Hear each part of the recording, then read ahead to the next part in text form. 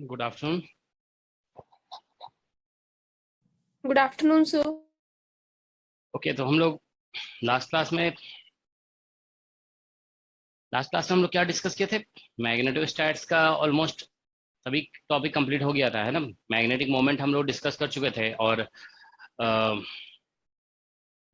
Yes, last last में हम लोग फिर टॉर्क वगैरह भी डिस्कस किया था, है ना, टॉर्क एंड मैग्नेटिक फोर्स।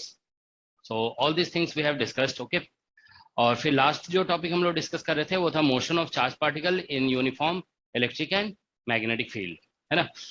ठीक है, तो motion of charge particle in uniform electric and magnetic field हम लोग डिस्कस कर चुके हैं, ठीक है। वो भी एक इंपॉर्टेंट टॉपिक है। ओके, चलो इससे रिलेटेड कुछ पॉइंट्स देखो हम और बताते हैं, ठीक है। देखो, मोशन ऑफ, उसके बाद फिर नया टॉपिक स्टार्ट करेंगे, ठीक है ना। चार्ज पार्टिकल इन यूनिफॉर्म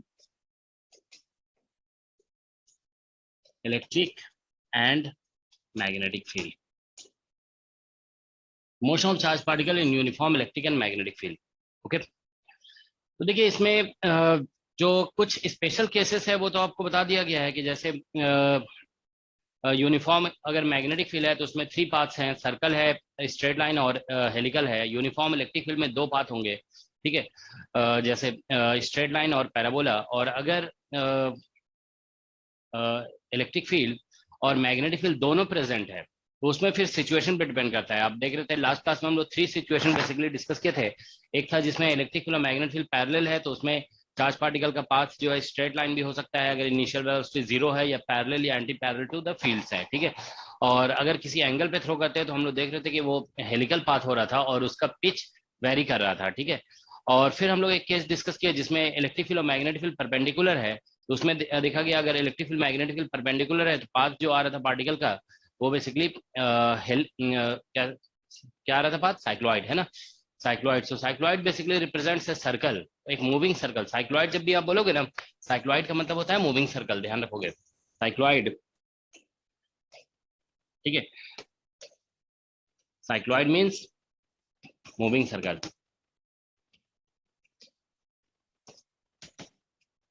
ठीक है, वो मूविंग सर्कल है, ठीक है। तो आपने देखा कि अगर electric field magnetic field perpendicular है और इनिशियल वेलोसिटी जैसे 0 दे दिया गया तो वहाँ साइक्लॉइड बन गया था। और साइक्लॉइड की कुछ स्पेशल केसेस हम लोग डिस्कस किए थे।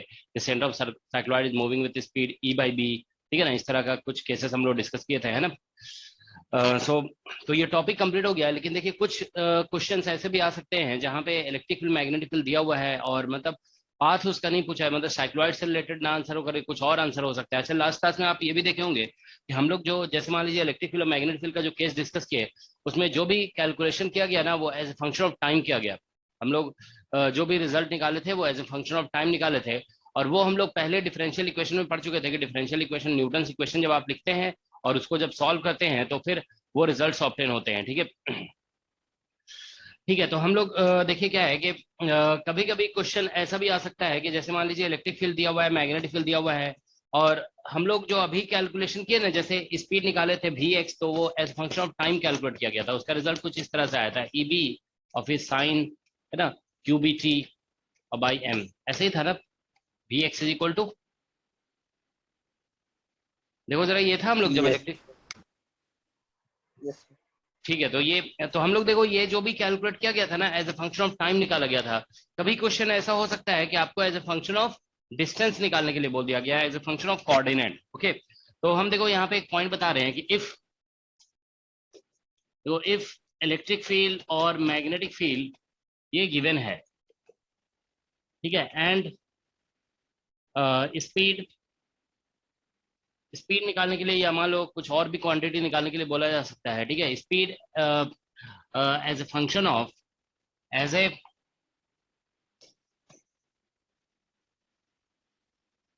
फंक्शन ऑफ कोऑर्डिनेट, ठीक है, इज आस्क्ड, ठीक है। तो speed as a function of coordinate अगर पूछा जाता है, so if electric field and magnetic field is given and speed as a function of coordinate is asked, okay, तो then use work energy theorem, ठीक है ना। तो आपको work energy theorem basically apply करना होगा, ठीक है। वर्क एनर्जी थ्योरम देखिए आप ऐसे लिखेंगे जैसे work done is equal to change in kinetic energy, ठीक है, डेल्टा के ई। तो वर्क डन आप लिखोगे ना तो देखिए work done by electric force लिखना पड़ेगा, एफ इलेक्ट्रिक डॉट डीएल ऐसे लिखेंगे, ठीक है, plus F magnetic dot DL, magnetic force भी है तो, ठीक है, और that will be equal to change in kinetic energy delta K E. तो देखिए ये work done by magnetic force हमेशा जीरो होता है तो इसको आप जीरो कर दोगे, ठीक है ना, और ये हो जाएगा एफ ई डॉट डीएल। और ये इलेक्ट्रिक फोर्स जो है ना ये कंजर्वेटिव फोर्स है तो ये इंडिपेंडेंट ऑफ पाथ होगा, ठीक है ना, this is independent of path, ठीक है। तो that is equal to change in kinetic energy. तो आप डायरेक्ट ऐसे लिख देंगे work done is equal to change in kinetic energy, ठीक है। तो देखिए ये क्योंकि ये इंडिपेंडेंट ऑफ पाथ है ना तो इसमें हम लोग क्या करेंगे, इसमें चूज करेंगे, चूज ए कन्वीनियंट पाथ, ठीक है, एक कन्वीनियंट पाथ आप चूज करेंगे, ठीक है, मतलब इजी जो होगा हमें कैलकुलेशन के लिए, ठीक है। जैसे मान लीजिए कभी ऐसा क्वेश्चन आता है कि सपोज एक पार्टिकल यहाँ से यहाँ जा रहा है, ठीक है ना, उसका पाथ ऐसे है, तो हम जरूरी नहीं कि इसमें ये मान लो एक्चुअल पाथ है, ठीक है, एक्चुअल पाथ ये दिया हुआ है, तो हम ऐसा कर सकते हैं क्योंकि work done is independent of path followed, तो हम ऐसा कर सकते हैं कि हम कह देंगे कि ये इधर से हम लोग इस पाथ में ये एक्चुअल पाथ है, this one is the actual path, okay, लेकिन हम वर्क डन जो कैलकुलेट करेंगे ना वो इस पाथ में कैलकुलेट करेंगे, ठीक है ना, we will calculate work done in this path, ठीक है, इस ऐसे ये मान लीजिए इनिशियल पॉइंट है और ये फाइनल पॉइंट है, तो इससे हमें कैलकुलेशन में इजी होगा, ठीक है। तो ये ध्यान रखना है कि अगर कोऑर्डिनेट से रिलेटेड कोई क्वेश्चन होगा तो आप ये वर्क एनर्जी थ्योरम भी लगा सकते हैं, ठीक है, it really helps in calculation, ठीक है। ठीक है, तो ये कुछ बेसिक पॉइंट थे इससे रिलेटेड, ठीक है। तो अभी हम देखो एक बार असाइनमेंट दिखाते हैं, जो आप लोगों ने कुछ क्वेश्चन अटेम्प्ट किया है असाइनमेंट से।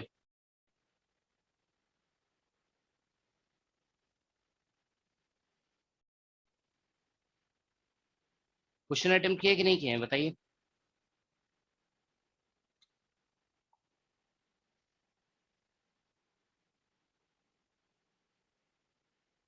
जैसे कुछ किए तो थे तो मतलब टेस्ट के लिए वो किए थे स्टार्टिंग वाले पार्ट में। क्वेश्चन देखो सभी असाइनमेंट से अटेम्प्ट करना है और बल्कि असाइनमेंट कंप्लीट करके और फिर उससे ज्यादा भी करना है, ठीक है। जो असाइनमेंट के क्वेश्चन नहीं होंगे वो हमसे पूछ लोगे आप लोग, ठीक है, पूछना आपका काम है, नहीं पूछोगे तो फिर नहीं बताएंगे हम, ठीक है। ऐसा तो नहीं कर सकते ना कि अपनी तरफ से सारा करा दें, ठीक है, क्योंकि हम करा देंगे फिर आप लोग क्या करोगे, तो इसलिए आप लोग करना है, और जो नहीं होगा वो आपको बताना है कि हमसे ये क्वेश्चन नहीं हुआ है, ठीक है, तो हम डिस्कस करेंगे, ठीक है। ओके, सर तो एक चीज पूछनी थी सर। हम्म, सर जो वीकली टेस्ट होता है सर वो हम लोग बाद में नहीं दे सकते, जैसे जो कल हुआ था। दे सकते हो, बाद में दे सकते हो। सर उसमें एक्चुअली सर्वर एक्सपायर्ड क्लोज लिखा हो है गया सर। है। क्या वो क्लोज हो गया? हाँ उसको चलो कर देंगे, एक्सटेंड कर देंगे, ठीक है। देखो इसमें ये कुछ set motion of charge particle कुछ असाइनमेंट नहीं है क्या इसमें? एक दिन तो देखे थे ना हम लोग। हाँ ये है, देखो 8 नंबर। सर डायनेमिक्स है ना, हाँ डायनेमिक्स। डायनामिक्स का, ठीक है। तो वो इसमें जो है ना ये सभी क्वेश्चन तो बेसिक क्वेश्चन है, ये सभी तो आप लोग अटेम्प्ट कर लोगे, ठीक है। इसमें से कोई ऐसा क्वेश्चन जो अटेम्प्ट किया और अगर नहीं हुआ है तो आप पूछ सकते हो, ठीक है। चलो पहले हम एक कोऑर्डिनेट वाले क्वेश्चन कराते हैं। देखो इसमें जो है ना एक कुछ क्वेश्चन जो है ना कोऑर्डिनेट से रिलेटेड दिया हुआ है, ठीक है। देखिए यहाँ पे, देखिए जैसे ये क्वेश्चन है, ठीक है ना, ये कोऑर्डिनेट से रिलेटेड क्वेश्चन है। इसमें देखो लिखा गया है ना, particle of charge Q mass m moving under the influence of uniform electric field E I cap and uniform magnetic field B K cap follow a trajectory from P to Q as shown in figure, ठीक है। तो इसमें लिखा गया the velocities at P and Q are V I cap and 2V minus 2V J cap, okay. P point ये है और Q point ये है, तो इन दोनों पॉइंट पे वेलोसिटी दिया हुआ है, ठीक है। देन तो इसमें बताना है कि हमें इसमें से कौन सा ऑप्शन करेक्ट है, ठीक है ना। तो देखो इसमें बेसिकली क्या है कि देखो पॉइंट पी एक लोकेशन दिया हुआ है, इसका कोऑर्डिनेट हमें पता है, देखो यहाँ से आने का डिस्टेंस ए है, तो बेसिकली इस पॉइंट का कोऑर्डिनेट 0, a हो जाएगा, और इसका ये डिस्टेंस 2a दिया हुआ है, तो इस पॉइंट का कोऑर्डिनेट हो गया 2a, 0। तो हमें देखो बेसिकली पॉइंट्स का कोऑर्डिनेट दिया हुआ है, यहाँ से यहाँ तक आने का टाइम नहीं पता है, तो ये क्वेश्चन कोऑर्डिनेट डिपेंडेंट है, ठीक है। तो इसको सॉल्व करने के लिए हम लोग वर्क एनर्जी थ्योरम लगाएंगे, ठीक है। ऑलराइट, सो तो इसमें वही बताना है कि इसमें से ऑप्शन क्या क्या एक तो इलेक्ट्रिक फील्ड का वैल्यू निकाला है, एक तो work done, rate of work done by electric field at point P, rate of work done at point P निकालना है, फिर rate of work done by both the fields at Q is zero, दोनों field का हमें work done यहाँ पे निकालना है, ठीक है। और the rate of work done by both the fields, और सी में लिखा हुआ है rate of work done by electric field at point P, ठीक है। तो rate of work done P निकालना है, rate of work done eight Q निकालना है, ठीक है। वो रेट ऑफ वर्क डन का मतलब पावर होता है, power means force dot velocity, force dot velocity कर दोगे तो आपका पावर निकल जाएगा, ठीक है। तो इसमें ज्यादा डिफिकल्टी नहीं हो, रेट ऑफ वर्क डन बस पावर का फॉर्मूला आप सभी जानते हो, फोर्स डॉट वेलोसिटी होता है, उससे निकल जाएगा। मेन इसमें फर्स्ट ऑप्शन मेन है, इसमें इलेक्ट्रिक फील्ड कैसे निकालना है, ठीक है। तो देखिए क्वेश्चन इसमें ऐसा दिया हुआ है, ये एक्स एक्सिस है और ये वाई एक्सिस है। यहाँ पे एक पॉइंट पी है, इसका डिस्टेंस यहाँ से यहाँ तक ए दिया हुआ है, दिस डिस्टेंस इज ए, और ये डिस्टेंस यहाँ से यहाँ तक 2a दिया हुआ है, ठीक है। तो यहाँ से ये एक पार्टिकल ऐसे चला और यहाँ पे ऐसे पहुंच गया है, ठीक है ना, यहाँ, ठीक है। This is how particle has moved, ठीक है, पॉइंट पी से क्यू तक पहुंच गया है, ठीक है। तो इस पॉइंट पे पार्टिकल पहुंचने के बाद इसकी वेलोसिटी 2v है, और इस पॉइंट पे इसकी वेलोसिटी इस डायरेक्शन में v है, ठीक है, 2v एंड v, ओके। तो अब देखिए यहाँ पे, और इसमें इलेक्ट्रिक फील्ड दिया हुआ है E इंटू आई कैप, और मैग्नेटिक फील्ड दिया हुआ है B इंटू के कैप, ये मैग्नेटिक फील्ड है, ठीक है। ये दिया हुआ है ना, एक मिनट देखो, इलेक्ट्रिक फील्ड, ठीक है, यही दिया हुआ है। तो हम लोग देखिए इसमें जैसा कि हम बताया है कि हम लोग इस तरह से डायरेक्ट लिख देंगे, वर्क एनर्जी थ्योरम लगा रहे हैं, वर्क एनर्जी थ्योरम, ठीक है।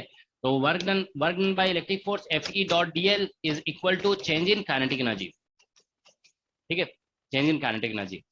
तो यहाँ से देखिए Fe डॉट dl करोगे ना, तो अगेन इसमें वर्क डन इस पाथ में निकालना है, लेकिन हम लोग इस पाथ में ना निकाल करके इस पाथ में निकालेंगे वर्क डन, ठीक है ना। Will calculate work done in this path. तो देखो इस पाथ में आप वर्क डन निकालोगे ना, तो यहाँ से आप देखिए इलेक्ट्रिक फील्ड जो है ना इस डायरेक्शन में है, तो इन दोनों के बीच में एंगल 90 डिग्री हो रहा है। तो यहाँ से यहाँ तक देखिए इस पाथ में यहाँ से यहाँ तक तो वर्क डन 0 हो जाएगा, क्योंकि फोर्स इधर लग रहा होगा और डिस्प्लेसमेंट उसके परपेंडिकुलर है, ये दोनों। तो पहले इस पाथ में वर्क डन 0 हो जाएगा, और फिर इस पाथ में यहाँ से यहाँ वर्क डन निकालोगे ना, तो फोर्स इधर लग गया QE और डिस्प्लेसमेंट हो जाएगा 2a, that is equal to change in kinetic energy. तो हाफ m और वेलोसिटी स्क्वायर कर देंगे, ठीक है ना। तो वेलोसिटी स्क्वायर आप करोगे यहाँ पे, तो ये हो जाएगा 2v का होल स्क्वायर और माइनस v स्क्वायर, ठीक है ना, ये 2v का whole square minus v square, okay. तो यहाँ से देखिए ये बेसिकली 4 - 1 3 आ जाएगा, ठीक है। तो ये बेसिकली आ रहा है 3mv स्क्वायर, ठीक है, 3mv स्क्वायर अपॉन 2, और यहाँ से भी 2 आएगा, तो 4q और इंटू a, ठीक है, that is the value of electric field. तो ये इलेक्ट्रिक फील्ड का वैल्यू निकल गया, ठीक है, okay. So that's the electric field. अब देखिए हमें जैसे पावर निकालना है, पावर एट T, तो पावर देखो सिर्फ इलेक्ट्रिक फोर्स से निकलता है बेसिकली, क्योंकि मैग्नेटिक फोर्स का वर्क डन हमेशा 0 होता है, ठीक है। पावर एट P निकालना है ना, तो बेसिकली हमें ऐसे लिखना होगा QE डॉट V, ठीक है ना, this will be equal to QE dot V, okay. तो यहाँ पे देखिए इलेक्ट्रिक फील्ड का डायरेक्शन भी x डायरेक्शन में है, यहाँ पे वेलोसिटी भी x डायरेक्शन में है, इस पॉइंट पे वेलोसिटी भी x डायरेक्शन में है। तो यहाँ से ऐसा आ जाएगा QE इंटू V, ठीक है ना, क्योंकि दोनों एक ही डायरेक्शन में है, तो cos 0 से 1 आ जाएगा, okay. So therefore you get here Q और E का वैल्यू यहाँ से पुट कर दोगे 3mv स्क्वायर अपॉन 4qa और इंटू V, तो 3m और इंटू V क्यूब हो जाएगा ये, ठीक है, 3mv क्यूब और डिवाइड बाय 4qa, ठीक है। So that's the answer, okay. तो ये बेसिकली सॉरी पावर का ये आंसर आ गया, ठीक है ना, दिस इज पावर, ठीक है। तो ये पावर एट P निकल रहा है, और पावर एट Q निकालोगे ना, तो देखो work done by magnetic force तो 0 होता ही है एट Q, देखो पावर एट Q। तो फिर से हम लोग कैलकुलेशन कर रहे हैं, तो ये रिमूव हो जाएगा नीचे वाला। क्या कह रहे हो? अच्छा Q कैंसिल हो जाएगा, है ना, ठीक है। यहाँ पे Q और ये Q कैंसिल हो जाएगा, तो यहाँ से बस यहाँ पे बचेगा 4 इंटू a, ठीक है, 4a बच रहा है सर, ठीक है, तो Q कैंसिल हो जाएगा इससे, और इससे Q कैंसिल हो गया, ठीक है। तो देखो इसमें क्या है, जब हम लोग एट Q लिखेंगे ना, तो देखिए work done by magnetic force तो हमेशा 0 होता है, ठीक है। तो मैग्नेटिक फोर्स का तो कोई पावर नहीं होगा। यहाँ पे इलेक्ट्रिक फील्ड आप देखिए इस डायरेक्शन में है और वेलोसिटी इस डायरेक्शन में है, तो एक्चुअली ऐसा होगा, देखो this will be equal to Q E और आई कैप, और वेलोसिटी जो है ना -2v और इंटू जे कैप है, ठीक है। तो आई डॉट जे 0 हो जाएगा, so this is equal to 0, ठीक है। तो ये पावर एट क्यू तो है ना 0 आ रहा है, दोनों फोर्सेस का 0 आएगा, ठीक है। तो यही इसका आंसर हो गया। तो मेन देखो हाईलाइट इस पॉइंट पे था, ठीक है, कि हम लोग वर्क एनर्जी थ्योरम कैसे अप्लाई कर दिए इस पॉइंट पे, ठीक है ना। दो अगर कोऑर्डिनेट्स दिए हुए हैं ना, कोऑर्डिनेट इन्वॉल्व किया जा रहा है, तो वर्क एनर्जी थ्योरम से हम लोग क्वेश्चन को आंसर कर सकते हैं इजिली, ओके। ठीक है, देखो एक दो क्वेश्चन और हम करा देते हैं इससे, जो बेसिक क्वेश्चंस पूछे गए एग्जाम में, ठीक है।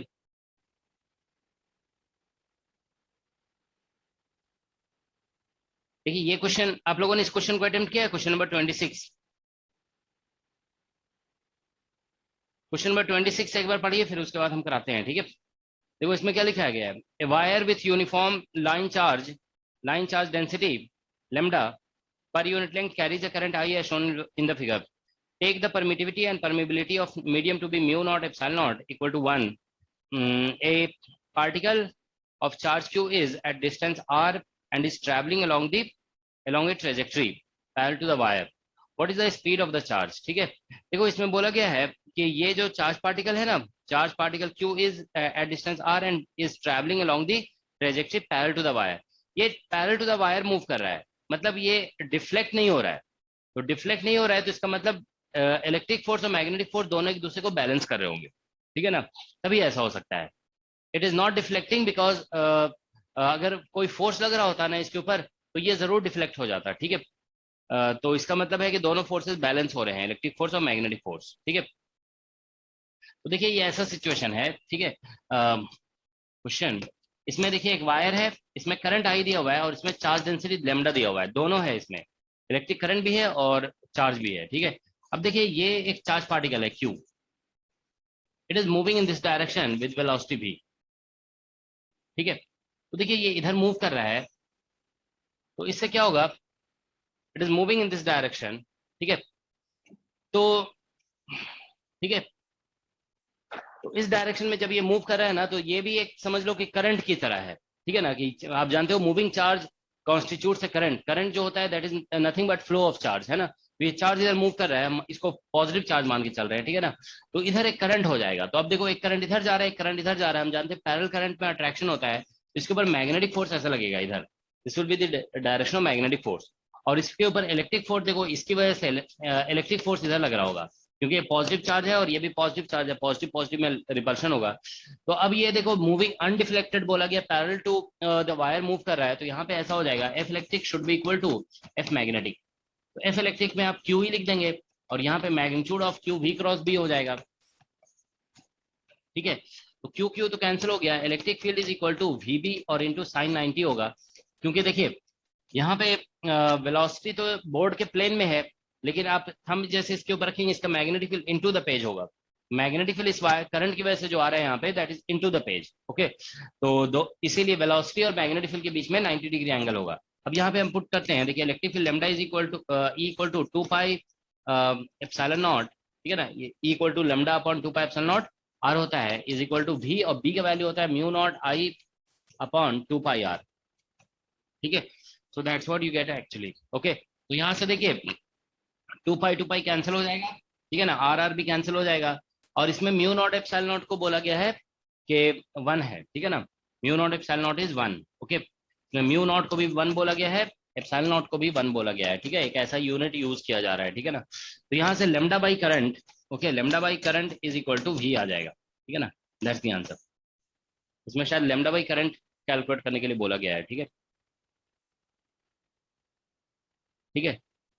अच्छा, इसमें velocity speed of the charge बोला गया है, ठीक है, ठीक है, speed of charge equal to lambda by current आ गया, ठीक है, that's what we get, okay. तो आप देखते हैं कभी कभी बहुत बेसिक क्वेश्चंस पूछे जाते हैं, जैसे ये क्वेश्चन आप देखिए बहुत ही बेसिक क्वेश्चन है, लेकिन कुछ बेसिक ये भी कह सकते हो आप, ये क्वेश्चन थोड़ा मेमोरी बेस्ड भी है, क्योंकि इसमें इलेक्ट्रिक फील्ड का फॉर्मूला भी आपको रिक्वायर्ड होगा, मैग्नेटिक फील्ड का भी फॉर्मूला रिक्वायर्ड है, दोनों फॉर्मूला याद होना चाहिए। और अनदर थिंग इज दैट कि आपको ये अंडरस्टैंडिंग होना चाहिए कि पार्टिकल अगर मूव कर रहा है अनडिफ्लेक्टेड तो इसमें इलेक्ट्रिक फोर्स और मैग्नेटिक फोर्स जरूर बैलेंस हो रहा होगा, तभी ये अनडिफ्लेक्टेड मूव कर सकता है, otherwise it can not move undeflected, okay. ठीक है, एक मिनट।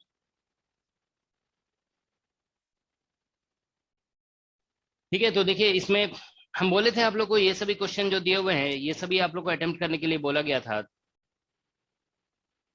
ये तो हम करा दिए थे। ठीक है, एक ये क्वेश्चन बोला गया था आप लोग को अटेम्प्ट करने के लिए, आप लोग किए थे इस क्वेश्चन को अटेम्प्ट, क्वेश्चन नंबर 43। तो अटेम्प्ट जरूर किया करो, हम बताए थे कि इसमें हमारा जो यूट्यूब पेज है उस पे भी इसका, हाँ ये उसका उससे देखा था, आपके वाले से देखा था सर उससे। तो पहले अटेम्प्ट करना चाहिए ना, डायरेक्ट जाके देख लिए। पहले क्वेश्चन जब भी हो ना तो कोई सॉल्यूशन बता भी रहा हो ना तो सुना मत करो, ठीक है, पहले खुद से देखा करो, ठीक है, कि हमसे हो रहा है कि नहीं हो रहा है, जब नहीं हो तब तो फिर देख सकते हो, ठीक है। सर क्वेश्चन 17 एक बार देख लीजिए। 17 ये सर ये क्वेश्चन जानते हो क्या बोलते हैं, अभी हम जितना पढ़ाए ना उससे मतलब थोड़ा थोड़ा रिलेटेड है, लेकिन ये जो है मतलब इस टॉपिक का क्वेश्चन नहीं है, ये थोड़ा अलग टाइप का क्वेश्चन है। इसके लिए जानते हो आपको साइक्लोट्रॉन के बारे में थोड़ी सी अंडरस्टैंडिंग होनी चाहिए।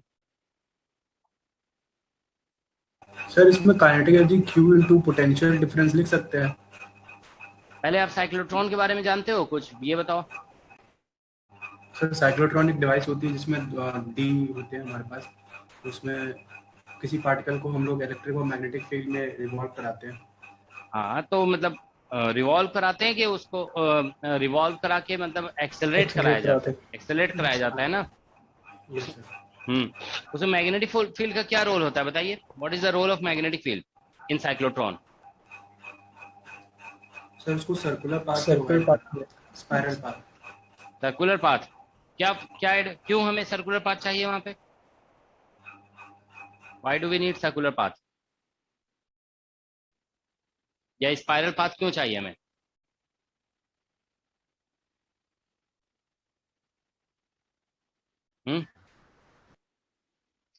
बताइए स्पाइरल पाथ क्यों चाहिए, क्या रीजन है।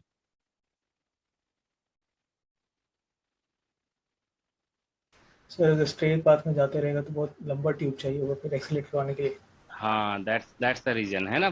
देखो अगर ऐसा होगा ना कि देखिए आप ऐसा इस तरह से करते हैं कि जैसे मान लीजिए एक एक पॉजिटिव प्लेट ले लिया आपने और एक नेगेटिव प्लेट ले लिया, तो अब इलेक्ट्रिक फील्ड देखो इस डायरेक्शन में है।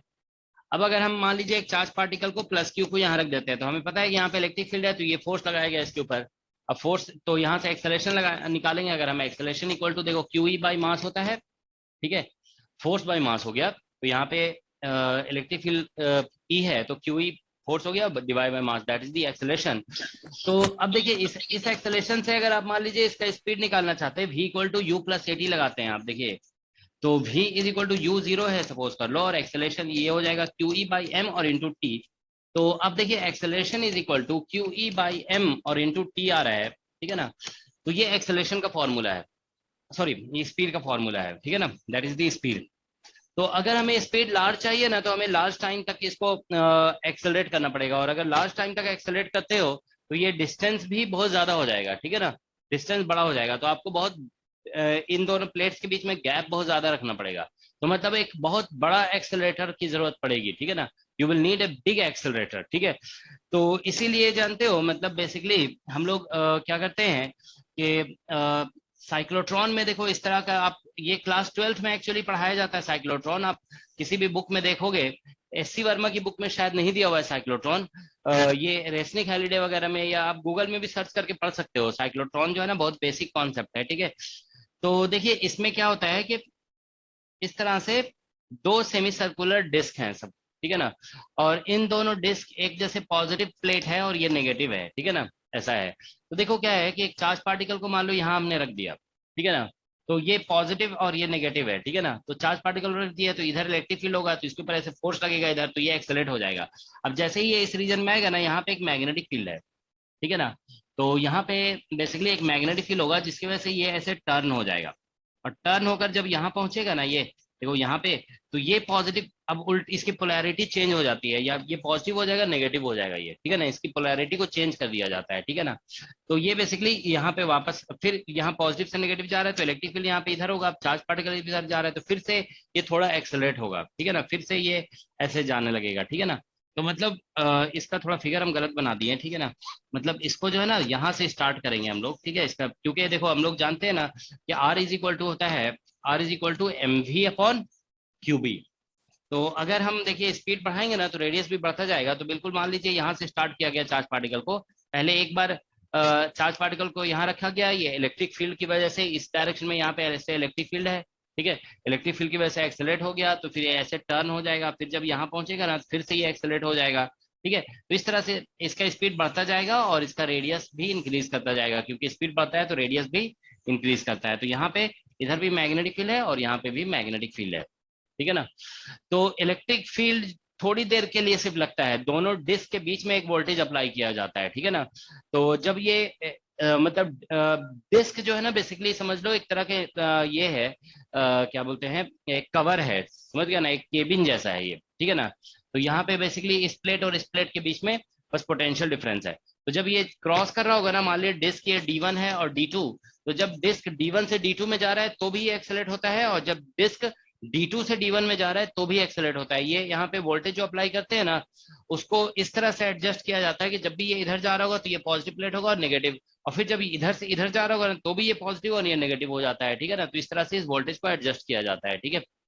सो इन आप कह सकते हो एक साइकिल में एक बार जब ये सर्कल कंप्लीट कर रहा है ना तो ये 2 बार बेसिकली कह सकते हो एक्सेलरेट हो रहा है, ठीक है ना। ये पोटेंशियल डिफरेंस को 2 बार क्रॉस कर रहा है यहाँ पे, ठीक है। So in one circulation it gets accelerated 2 times, okay. तो ये बेसिकली कॉन्सेप्ट है यहाँ पे, ठीक है। तो अब आप देखिए यहाँ पे इसमें लिखा गया ना, alpha particle is accelerated in cyclotron, it leaves the cyclotron with kinetic energy of, इतना काइनेटिक एनर्जी से लीव किया ये। तो बोला गया potential difference between the d electrodes is 50 kilovolt, the number of revolution the alpha particle makes in its spiral path before it leaves the cyclotron, ठीक है ना। तो मान लेते हैं कि ये मान लो n रिवॉल्यूशन बनाया, ठीक है ना, n रिवॉल्यूशन, ठीक है ना। अब यहाँ पे पोटेंशियल डिफरेंस जो है ना वो v दिया हुआ है, ठीक है ना। तो इसलिए देखो क्या होगा कि हम n रिवॉल्यूशन, अब जानते हो एक बार किसी इलेक्ट्रॉन को आप अगर वोल्टेज v से एक्सेलरेट कर दोगे ना तो वो बेसिकली एनर्जी जो गेन करता है वो ev करता है। तो एक बार क्रॉस करने में ev करता है ये, ठीक है ना। तो ये n रिवॉल्यूशंस बनाया है तो n ev हो जाएगा, क्योंकि हर बार ये वोल्टेज गेन कर रहा होगा, लेकिन हम जानते हैं कि एक रिवॉल्यूशन में 2 बार ये वो बेसिकली एक्सेलरेट हो रहा है। तो 2n ev is equal to जो भी यहाँ पे काइनेटिक एनर्जी आ जाएगा, ठीक है ना। हम बताए थे ना gain in kinetic energy is equal to होता है चार्ज इनटू वोल्टेज, कितने वोल्टेज से उसको एक्सेलरेट किया गया, ये हम लोग पहले भी पढ़ चुके हैं, ठीक है ना। कि अगर किसी चार्ज पार्टिकल को एक्सेलरेट करते हो ना फ्रॉम रेस्ट, तो जो फाइनल काइनेटिक एनर्जी होता है that is equal to charge into voltage होता है, ठीक है ना, पोटेंशियल डिफरेंस। लेकिन इसको n टाइम्स किया गया है यहाँ पे, तो इसलिए n से मल्टीप्लाई किया दिए, और एक n रिवॉल्यूशन किया गया है बेसिकली, और हर रिवॉल्यूशन में 2 बार बेसिकली ये एनर्जी गेन कर रहा है, इसलिए 2 से मल्टीप्लाई कर दिया गया, ठीक है। तो अब आप देखिए यहाँ पे जो भी वैल्यू दिया हुआ है ना वो वैल्यू हम लोग यहाँ पे लिख देंगे, ठीक है। वैल्यू यहाँ पे आप देखिए कि इसमें वोल्टेज दिया हुआ है 50 किलो वोल्ट दिया हुआ है, तो 10⁻³ हो गया ये, और नंबर ऑफ रिवॉल्यूशन तो हमको निकालना ही है, ठीक है ना। और क्या बोलते हैं 2, ये 2 का फैक्टर रहेगा यहाँ पे। और ये जो इलेक्ट्रॉन वोल्ट लिखा हुआ है ना तो इसमें काइनेटिक एनर्जी में भी इलेक्ट्रॉन वोल्ट आ रहा है ना, ठीक है ना। तो वो इलेक्ट्रॉन वाला टर्म कैंसिल हो जाएगा, तो इसमें 16 × 10⁻6 इलेक्ट्रॉन वोल्ट लिखा हुआ है ऐसे इलेक्ट्रॉन वोल्ट, तो इसमें जो ई यहाँ पे है ना वो ई और ई कैंसिल कर देंगे यहाँ पे। अब ये वोल्ट बच गया, ये इलेक्ट्रॉन वोल्ट, ठीक है ना। तो यहाँ पे भी वोल्टेज में ये वाला वोल्ट था यहाँ पे 10⁻50 किलो वोल्ट, तो ये वोल्ट था यहाँ पे भी, ठीक है ना। तो ये वोल्ट वोल्ट भी कैंसिल हो जाएगा, तो बस नंबर बच जाएगा, ठीक है ना। तो यहाँ से n आप देखिए n इज इक्वल टू, ये मल्टीप्लाई कर दोगे ना तो ये 10⁻5 यहाँ से 2 आ जाएगा, और ये 10⁻5 हो गया, ठीक है। तो 160 सॉरी 80 आंसर आ रहा है इसका, ठीक है ना, क्योंकि नहीं 160 आ रहा है, 160, ठीक है ना। n इज इक्वल टू 160, ठीक है। यहाँ से देखिए 6 है और यहाँ पे 10⁻5 आ जाएगा, इसको मल्टीप्लाई करने के बाद 100 हो जाएगा ना ये, तो इसलिए इसका आंसर 160 होगा। इसमें बोलेगा number of revolution the alpha particle makes in its spiral path before it leaves the cyclotron, ठीक है ना। तो यही इसका आंसर है 17 का। देखो आंसर जरा क्या दिया हुआ है।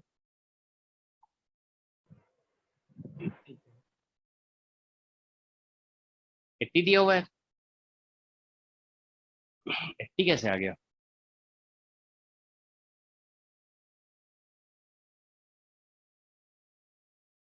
एक मिनट देखें।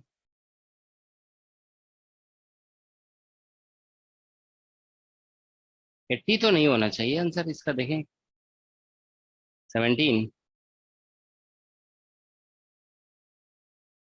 इसमें क्या लिखा है? अल्फा, अच्छा अल्फा पार्टिकल है, सॉरी हम इलेक्ट्रॉन के लिए सॉल्व कर दिए ना, इसीलिए। अल्फा पार्टिकल में चार्ज कितना लोगे? What is the charge? 2e। हाँ, तो ये जो है ना यहाँ पे चार्ज ऐसे लिख दो अभी यहाँ पे, ठीक है ना। ये ई जो लिखा हुआ था ना यहाँ पे Q इंटू वी वो लिख दो, ठीक है ना। अब Q जो लिखा है ना इसकी जगह 2e लिखना पड़ेगा ये, ठीक है ना। तो ये जो 2 है वो नीचे आ जाएगा, तो इसीलिए n इक्वल टू 80 आ जाएगा, ठीक है। इलेक्ट्रॉन अगर होता है तो 160 आंसर है, ठीक है ना। अल्फा पार्टिकल है ना तो Q की जगह पे 2e लिखना पड़ेगा, ठीक है। तो इसीलिए यही इसका आंसर होगा, ठीक है।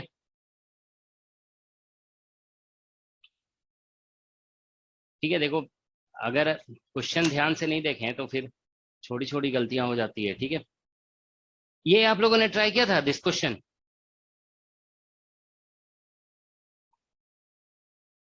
नहीं किया तो इसको कर लोगे। देखो इसमें बोर मॉडल का भी कॉन्सेप्ट, क्वांटम का जो अभी डिस्कस हो रहा है ना, बोर मॉडल भी यूज हो रहा है इसमें, और इसमें जो है ना ये भी यूज हुआ है, मोशन ऑफ चार्ज पार्टिकल। दोनों दोनों क्वेश्चन है, तो इसको आप अटेम्प्ट करके देख लोगे, ठीक है। और कोई ऐसा क्वेश्चन इसमें जो आप लोगों ने अटेम्प्ट किया हो और सॉल्व नहीं हुआ?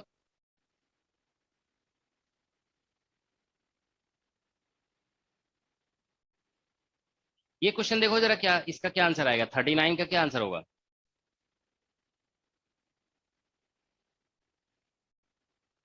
Question number 39।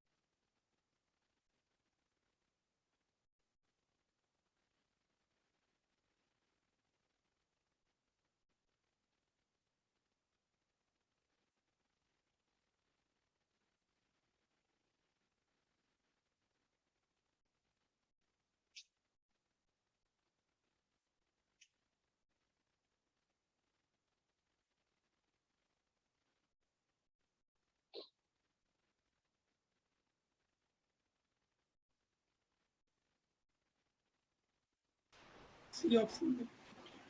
सी ऑप्शन आ रहा है। देखो इसमें लिखा गया है charge particle is released at time t equal to 0 from the origin in presence of uniform static electric magnetic fields given by, ये दिया हुआ है, ठीक है, respectively which of the following statement is true for t greater than 0।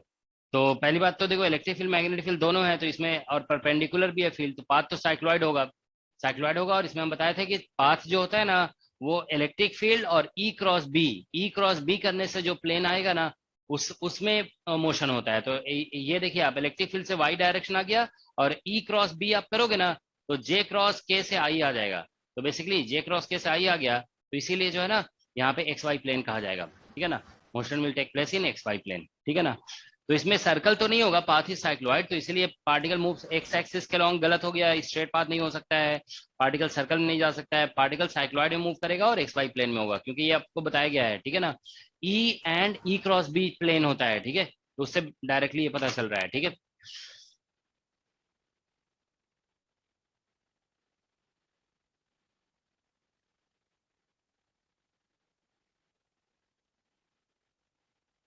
एक चलो एक question ये करा देते हैं, ठीक है। क्वेश्चन नंबर 11 देखिए आप लोग, ये डायरेक्ट क्वेश्चन है। देखो इसमें लिखा है ना magnetic field this exist at a point if a test charge moves with velocity experiences no force, तो electric field at that point. तो ये बहुत डायरेक्ट क्वेश्चन है। आप देखिए वेलोसिटी दिया हुआ है और बी दिया हुआ है, ठीक है ना। तो आप इसमें लिख दोगे ऐसे बस q E plus q we cross B is equal to 0, दोनों का नेट फोर्स 0 कर देना है, ठीक है। तो बस वहां से इलेक्ट्रिक फील्ड निकल जाएगा। Q E plus q B, q से तो ऐसे भी डिवाइड होकर 0 आ जाएगा, ठीक है। तो सर बस इसका जो सी आएगा, हाँ, तो इसको बस क्रॉस मल्टीप्लाई करके देख लोगे, ठीक है ना। क्यू ई प्लस क्यू भी क्रॉस बी, दोनों फोर्स को ऐड करके और 0 कर देना है, you get the answer. Okay, ठीक है। तो ये सभी क्वेश्चन अटेम्प्ट कर लोगे आप लोग, ठीक है।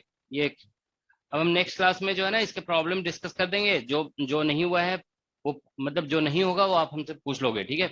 ये आप लोगों की रिस्पॉन्सिबिलिटी है, ठीक है। देखो हम यहाँ पे कुछ नया टॉपिक देखो इंट्रोड्यूस करने जा रहे हैं। ओके, तो हम देखो नेक्स्ट इंट्रोड्यूस करने जा रहे हैं इलेक्ट्रोमैग्नेटिक इंडक्शन।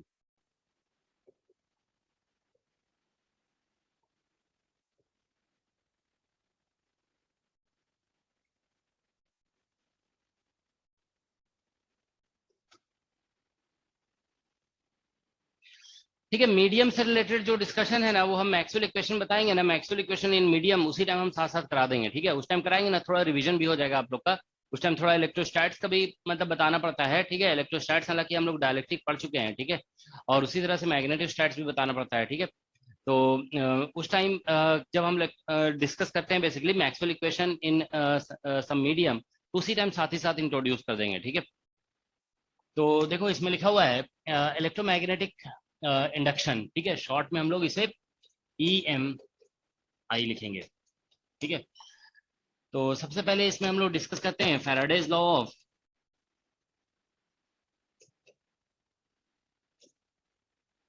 इलेक्ट्रोमैग्नेटिक इंडक्शन, ठीक है। Faraday's law of electromagnetic induction, ठीक है। तो ठीक है, तो Faraday's law of electromagnetic induction आप सभी जानते हैं। इट सेज दैट कि व्हेन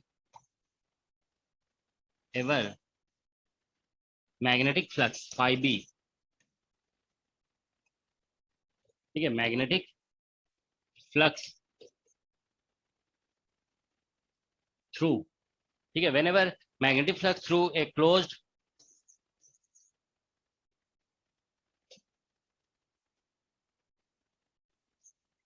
conducting loop changes, ठीक है। so whenever magnetic flux through closed conducting loop changes, loop है, ठीक है, EMF gets induced, ठीक है, due to which a current flows in it, ठीक है। तो ये basically Faraday's law of electromagnetic induction है, ठीक है ना। इसमें ये लिखा जा रहा है whenever magnetic flux through a closed conducting loop changes, EMF develops gets induced due to which a current flows in it. Okay, तो यही है इलेक्ट्रोमैग्नेटिक इंडक्शन, ठीक है। देखो इसको हम लोग सभी जानते हैं कि this was first observed bye Faraday. Basically he was doing a demonstration, ठीक है ना, और उस डिमॉन्स्ट्रेशन में ही उन्होंने ये ऑब्जर्व किया था, ठीक है। तो हम लोग देखिए इस तरह से लिखते हैं, जैसे ये मान लीजिए एक मैग्नेट है, this is north pole and this is south pole. और अगर हम लोग इसे, ठीक है, जैसे ये मान लेते हैं कि ये कोई कॉइल है, ठीक है ना। सो दिस इज ए, ठीक है, ये कोई कॉइल है, ठीक है ना। ये सॉलिड लाइन हमारे साइड में है, ठीक है ना, और ये बेसिकली डॉटेड लाइन हमसे दूर है, ठीक है ना। तो ये इस तरह से, तो मैग्नेट को अगर हम नजदीक ला रहे हैं यहाँ पे, then what happens is that, ठीक है, कि इसमें एक करंट, जैसे अगर हम इसको इधर मूव करा रहे हैं तो इसमें करंट फ्लो करता है, ठीक है ना। तो करंट का डायरेक्शन इसमें हमेशा इस तरह से होता है कि that it opposes the cause. Okay, तो देखिए जैसे मैग्नेट नजदीक आ रहा है ना, नॉर्थ पोल ये है, तो इसका मैग्नेटिक फील्ड जो इस मैग्नेट की वजह से है, ठीक है ना, वो मैग्नेटिक फील्ड इस डायरेक्शन में है, ठीक है ना। This is the magnetic field of magnet. Okay, ठीक है, ये मैग्नेटिक फील्ड ऑफ मैग्नेट है, BM ऐसे लिख देते हैं, magnetic field of magnet. Okay, तो इसमें करंट ऐसा फ्लो करेगा ना, क्योंकि नजदीक लाने से मैग्नेटिक फील्ड बढ़ रहा है, तो current will flow in such way that कि जो करंट इंड्यूस हो रहा है उससे जो मैग्नेटिक फील्ड प्रोड्यूस होगा वो इसके अपोजिट होगा, ठीक है ना। तो यहाँ पे हम लोग फिंगर को ऐसे कर्ल करेंगे, थंब इधर जा रहा है, ठीक है ना, तो मैग्नेटिक फील्ड अपोजिट हो जाएगा, तो इसलिए हम लोग ये कह सकते हैं कि इसमें जो इंड्यूस्ड करंट है ना वो इस तरह से फ्लो कर रहा होगा, आई इंड्यूस्ड। मतलब आई इंड्यूस्ड की वजह से जो मैग्नेटिक फील्ड प्रोड्यूस होगा वो एग्जिस्टिंग मैग्नेटिक फील्ड के अपोजिट होना चाहिए, क्योंकि हम इसको नजदीक ला रहे हैं मैग्नेट को, ठीक है ना, we are bringing the magnet closer, तो इसको आप नजदीक ला रहे हैं ना, तो इसकी वजह से बेसिकली यहाँ पे मैग्नेटिक फील्ड यहाँ पे इंक्रीज कर रहा है, तो मैग्नेटिक फील्ड इंक्रीज कर रहा है ना, तो इंड्यूस्ड करंट की वजह से जो मैग्नेटिक फील्ड आएगा वो ओवरऑल मैग्नेटिक फील्ड को डिक्रीज कराना चाहेगा, ठीक है। So that's the basic concept here, okay. इसमें लिखा गया है, देखो, whenever magnetic flux through a closed conducting loop changes EMF gets induced और due to which a current flows in it, ठीक है, उसमें एक करंट फ्लो कर जाता है, ठीक है ना। तो इसमें देखिए हम लोग जानते हैं कि there is something called Lenz law, ठीक है, which states that direction of induced current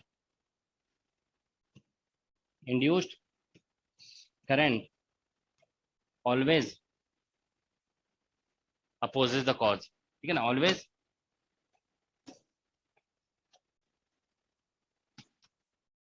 the cause, ठीक है, direction of induced current always opposes the cause, okay. तो ये बेसिकली लेंज लॉ का स्टेटमेंट है। तो अपोजिट द कॉज का मतलब ये है ना कि यहाँ पे देखिए, अगर मान लीजिए मतलब कॉज जो भी है, जैसे मान लीजिए आप मैग्नेट को नजदीक ला रहे हो, तो जिसकी वजह से यहाँ मैग्नेटिक फील्ड बढ़ रहा है, तो इंड्यूस्ड करंट से जो मैग्नेटिक फील्ड आएगा वो इसको घटाना चाहेगा, ठीक है। If you are taking magnet away, तो इसकी वजह से मैग्नेटिक फील्ड यहाँ पे डिक्रीज कर रहा है, तो इंड्यूस्ड करंट का मैग्नेटिक फील्ड जो है इस नेट मैग्नेटिक फील्ड को इंक्रीज करना चाहेगा, ठीक है ना। तो इस तरह से केसेस होंगे। जैसे मान लीजिए बी एग्जिस्टिंग जो है वो बेसिकली इंक्रीज कर रहा है, तो बी इंड्यूस्ड जो होगा ना, बी इंड्यूस्ड उस केस में parallel to minus B existing हो जाएगा, ठीक है ना। तो इंड्यूस्ड मैग्नेटिक फील्ड जो आएगा, ठीक है, मतलब इंड्यूस्ड मैग्नेटिक फील्ड कहने का मतलब magnetic field because of induced current, ठीक है ना। बी इंड्यूस्ड का मतलब यहाँ पे यही है, magnetic field due to induced current, ठीक है। तो वो इसके अपोजिट होगा, सो दैट क्योंकि ये बढ़ रहा था तो इसके अपोजिट हो जाएगा, तो बेसिकली वो इसको मतलब बेसिकली डिक्रीज कर देगा, ठीक है। लेकिन अगर ऐसा देखते हो आप, बी एग्जिस्टिंग जो मतलब यहाँ पे पहले से फील्ड एग्जिस्ट कर रहा है, वो अगर डिक्रीज कर रहा है, डाउन एरो मींस डिक्रीज कर रहा है, ठीक है ना, तो उस केस में बी इंड्यूस्ड जो होगा, बी इंड्यूस्ड, ठीक है, वो basically parallel to B existing हो जाएगा, ठीक है। तो जो मैग्नेटिक फील्ड एग्जिस्ट कर रहा है उसके पैरेलल हो जाएगा, ठीक है ना। तो ठीक है, उसी तरह से मतलब बहुत सारे केसेस होंगे, जैसे मान लीजिए कभी मूवमेंट है, ठीक है ना, some kind of movement is the cause of electromagnetic induction, ठीक है ना। तो देखो लिखा गया ना, direction of induced current is लिख दो यहाँ पे, ठीक है ना, is always such that, is always, अच्छा एक minute, is always such that it opposes the cause, okay, पूरा सेंटेंस कंप्लीट नहीं था। Direction of induced current is always such that it opposes the cause. अब कॉज कुछ भी है, देखो कॉज जो वर्ड है ना, कॉज एक मतलब इंग्लिश वर्ड है। अब यहाँ पे कॉज हम कुछ भी बोल सकते हैं, movement is the cause, magnetic field का इंक्रीज कर जाना कॉज है, ठीक है ना। तो मतलब आप कुछ भी कह सकते हो यहाँ पे, ठीक है ना, ये सभी कॉज हैं, ठीक है। तो इसमें लिखा जा रहा है direction of induced current is always such that it opposes the cause, okay, ठीक है। तो हम लोग यहाँ पे कॉज जैसे हम बोल रहे हैं मैग्नेटिक फील्ड बढ़ रहा है, तो ये इंड्यूस्ड मैग्नेटिक फील्ड जो है इसके अपोजिट हो जाएगा, तो मतलब इसको घटा देगा, ठीक है ना। अगर घट रहा है तो बढ़ा देगा, ठीक है ना। अगर मान लो कॉज, जैसे हम देखो यहाँ पे, if cause is movement, movement अगर कॉज है, ठीक है ना, then I induced opposes movement, तो ये मूवमेंट का भी अपोज करेगा, ठीक है ना, अपोजेस मूवमेंट, ठीक है। Then I, if cause is movement, then I induced opposes the movement, is that okay. उसी तरह से आप ये कह सकते हैं कि जैसे मान लो क्या बोलते हैं, इफ, ऐसे लिखो,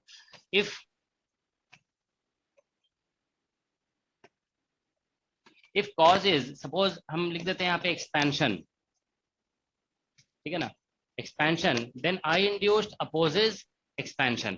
इस मतलब जो भी कॉज होगा ना उसका अपोज कर रहा होगा, इंड्यूस्ड करंट जो है ना उसका।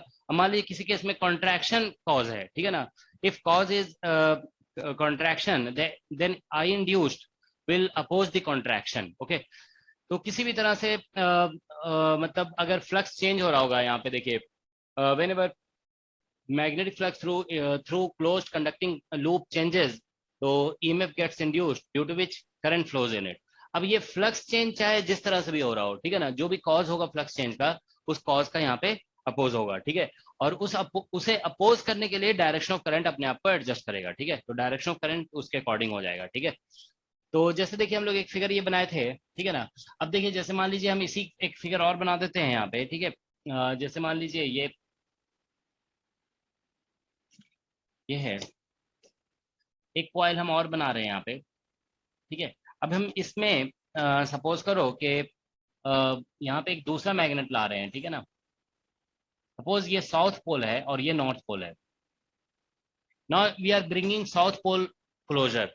तो साउथ पोल देखिए, नॉर्थ पोल से मैग्नेटिक फील्ड अवे होता है और साउथ पोल से मैग्नेटिक फील्ड जो है ना इधर टूवर्ड्स होता है, तो यहाँ पे हो जाएगा बी बिकॉज ऑफ मैग्नेट। अब ये बी बिकॉज ऑफ मैग्नेट इधर है, तो अब देखिए इसको नजदीक ला रहे हैं ना, तो नजदीक लाने से इन्फ्लुएंस तो बढ़ेगा ही, ठीक है ना।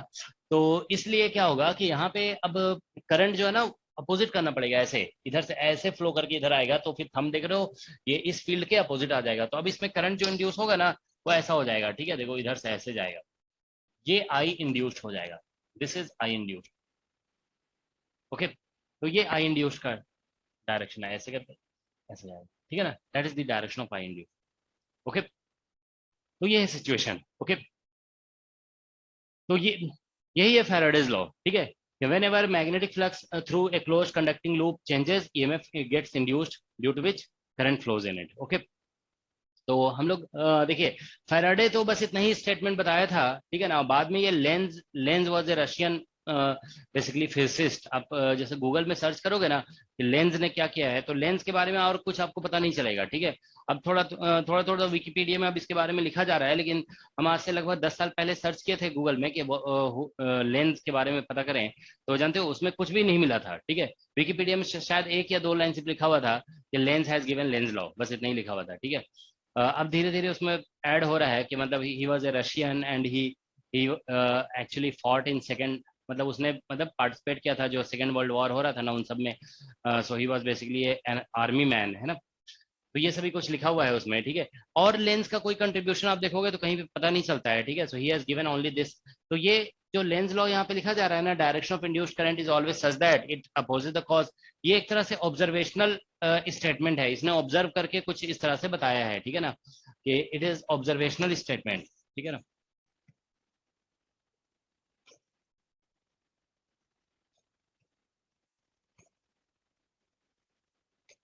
ठीक है, तो ये ऑब्जर्वेशनल स्टेटमेंट है, ठीक है। तो देखो हम एक क्वेश्चन आपसे पूछते हैं, ठीक है। देखिए क्वेश्चन, जैसे मान लीजिए एक लॉन्ग वायर है, ठीक है, और यहाँ पे एक हमने ऐसे रेक्टेंगुलर लूप रख दिया,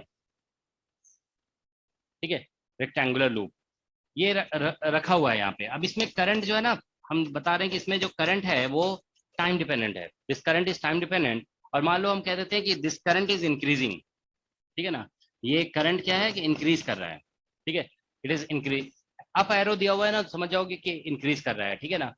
तो ये एक कंडक्टिंग लूप है, दिस इज कंडक्टिंग लूप, ठीक है। अब आपको बताना है इसमें what is the direction of induced current, ठीक है ना, I direction of anti clockwise, I induced, ठीक है ना। ये कैसा होगा, क्लॉक, मतलब 2 ही ऑप्शन है, क्लॉकवाइज या anti Yes, sir, clockwise. Anti clockwise, anti clockwise होगा, हाँ एंटी क्लॉकवाइज। हाँ, एंटी क्लॉकवाइज देखो हम बहुत तरीके से इसको बता सकते हैं, ठीक है ना। आप लोग कैसे बता रहे हो, how you are telling anticlockwise? Sir उसके कारण इनसाइड है, इनसाइड की तरफ है ना वो बढ़ेगा मैग्नेटिक फील्ड, और अपोज करने के लिए करंट इस तरीके से बहेगी कि उसका मैग्नेटिक फील्ड आउटसाइड हो। ठीक है, ठीक है। देखो इसमें ये जो करंट है इस मैग्नेटिक फील्ड की वजह से, सॉरी इस करंट की वजह से बी आई, अगर हम बोल दें इसको बी आई जो है वो इनटू द पेज है ना, बी आई। तो अगर करंट इंक्रीज कर रहा है तो बी आई बढ़ रहा है, तो मैग्नेटिक फील्ड इधर की तरफ बढ़ रहा है, तो हम बोल रहे हैं कि कॉज का अपोज होना चाहिए। तो मतलब इंड्यूस्ड मैग्नेटिक फील्ड जो होगा वो ऊपर की तरफ आना चाहिए, तो इंड्यूस्ड मैग्नेटिक फील्ड ऐसे ऊपर आएगा, ठीक है ना। तो ऊपर आप थंब करोगे तो करंट ऐसे एंटी क्लॉकवाइज होगा, ठीक है ना।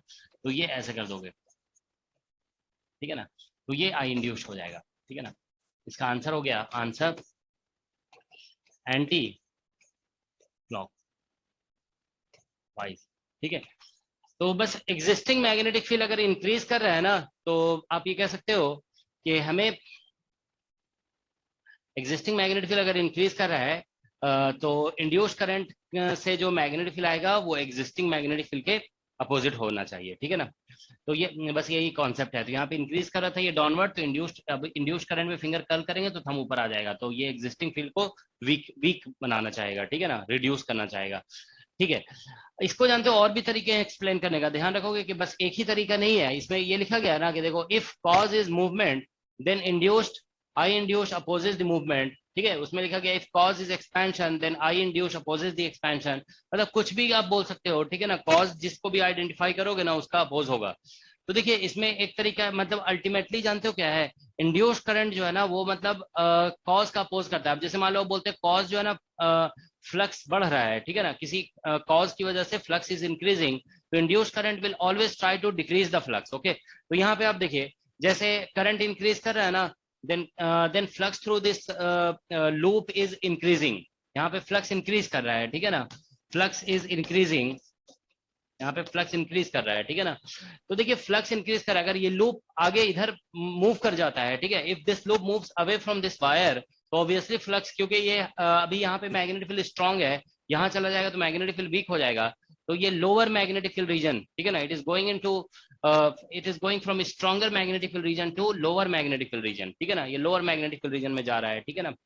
तो इसलिए जानते हो क्या होगा कि हम ये भी कह सकते थे कि देखिए अगर इस तरह से हम सोचें कि देखिए इसमें करंट इधर है, अगर इसमें करंट अपोजिट जाएगा, इंड्यूस्ड करंट अपोजिट जाएगा ना, तो इन दोनों अपोजिट करंट में आप जानते हो रिपल्शन होता है, रिपल्शन की वजह से ये लूप जो है ना अवे मूव कर जाएगा, रिपल्शन की वजह से इधर मूव कर जाएगा, और जब इधर मूव करेगा तो फ्लक्स अपने आप डिक्रीज कर जाएगा, क्योंकि आप फ्लक्स इंक्रीज कर रहे हैं ना, तो इसमें कुछ ऐसा मूवमेंट होगा कि फ्लक्स डिक्रीज करना चाहिए, तो ऑब्वियसली इसे अवे जाना पड़ेगा। अवे जाने के लिए रिपल्शन होना चाहिए इनके बीच में, रिपल्शन तभी हो सकता है जब इन दोनों में करंट अपोजिट होगा, ठीक है। तो इस तरीके से भी एक्सप्लेन किया जा सकता है, ठीक है।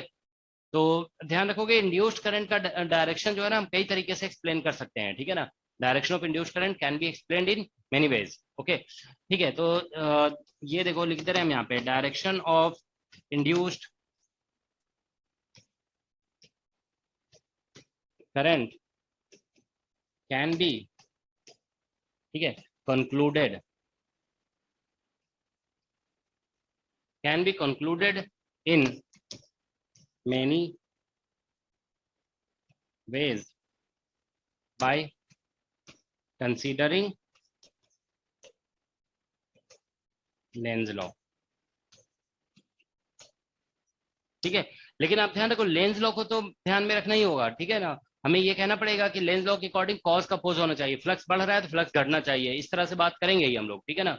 तो लेंज लॉ कंसीडर करते हुए हम डिफरेंट कंसिडरेशन कर सकते हैं। जैसे अभी आप लोग बताएं मैग्नेटिक फील्ड के पॉइंट ऑफ व्यू से, हम फ्लक्स के पॉइंट ऑफ व्यू से बोल दिए कि अगर यहाँ पे है फ्लक्स ज्यादा है तो अगर दूर चला जाएगा तो फ्लक्स कम हो जाएगा, और दूर जाने के लिए इसमें फोर्स इधर लगना चाहिए, और मतलब इस वायर से रिपेल होना चाहिए। ये रिपेल तभी होगा जब करंट इन दोनों आर्म में अपोजिट होगा।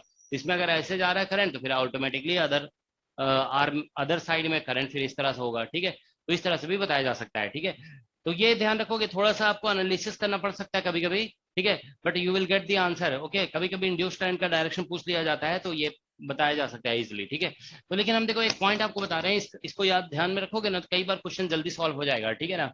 तो direction of induced current can buy लिख दिया हम यहाँ पे, बी लिखो यहाँ पे, ठीक है ना, can be concluded in many ways, ठीक है, बाय कंसीडरिंग लेंज लॉ, ठीक है। तो अभी एक दो पॉइंट सिर्फ हम लिखते रहे हैं, देखो यहाँ पे, ठीक है।